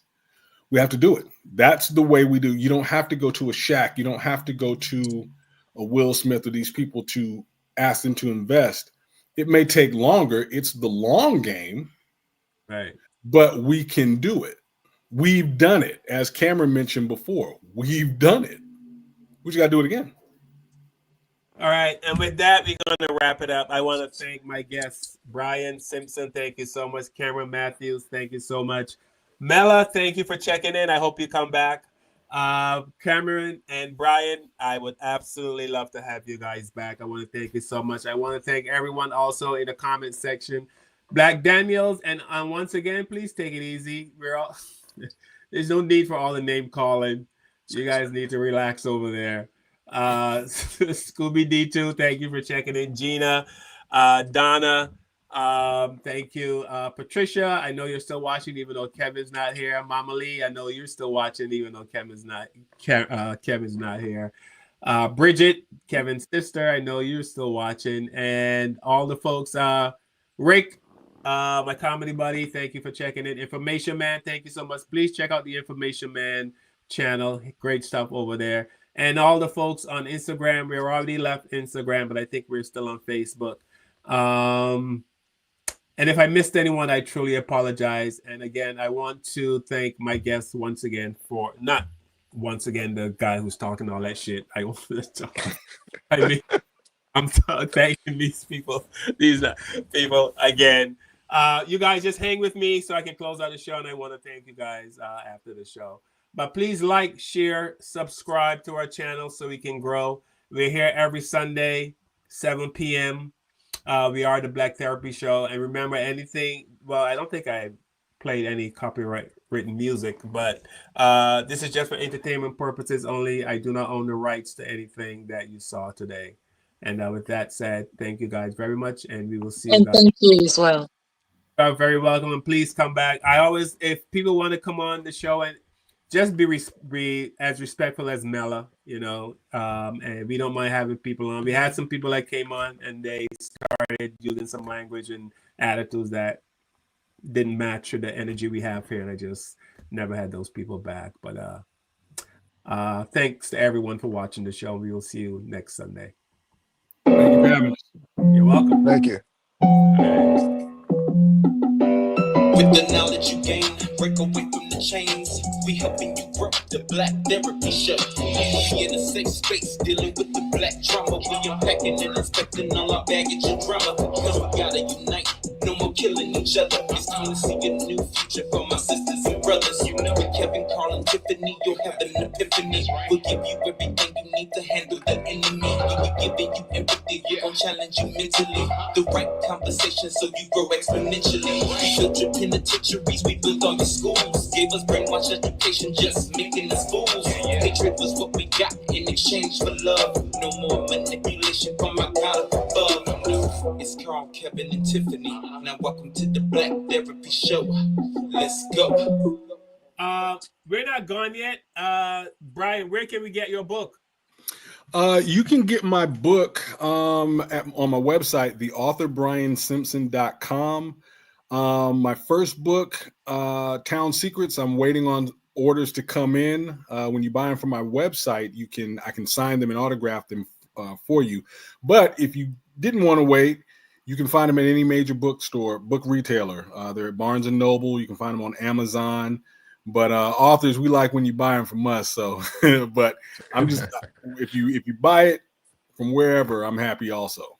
But nothing on Amazon because yeah, I mean they're the biggest retailer in the country. I gotta at least have them there. But you notice I said my website first. Absolutely, because Jeff Bezos, he doesn't have enough money. Right. All right, now we're gonna end the show. I forgot to have. So you have two books, right? Yes. The first one is called Town Secrets: An Alex Archer Adventure, and the second one is called The Nightmare's Edge: An Alex Archer Adventure. Both deal with the subject of human trafficking, just different facets of it. Okay. But they are works of fiction. They're novels. They're a suspense thriller. I've had it described as Easy Rollins meets Jack Reacher. So, excellent. All right, thanks a lot. Okay, now we're gonna end the show. All right. All right.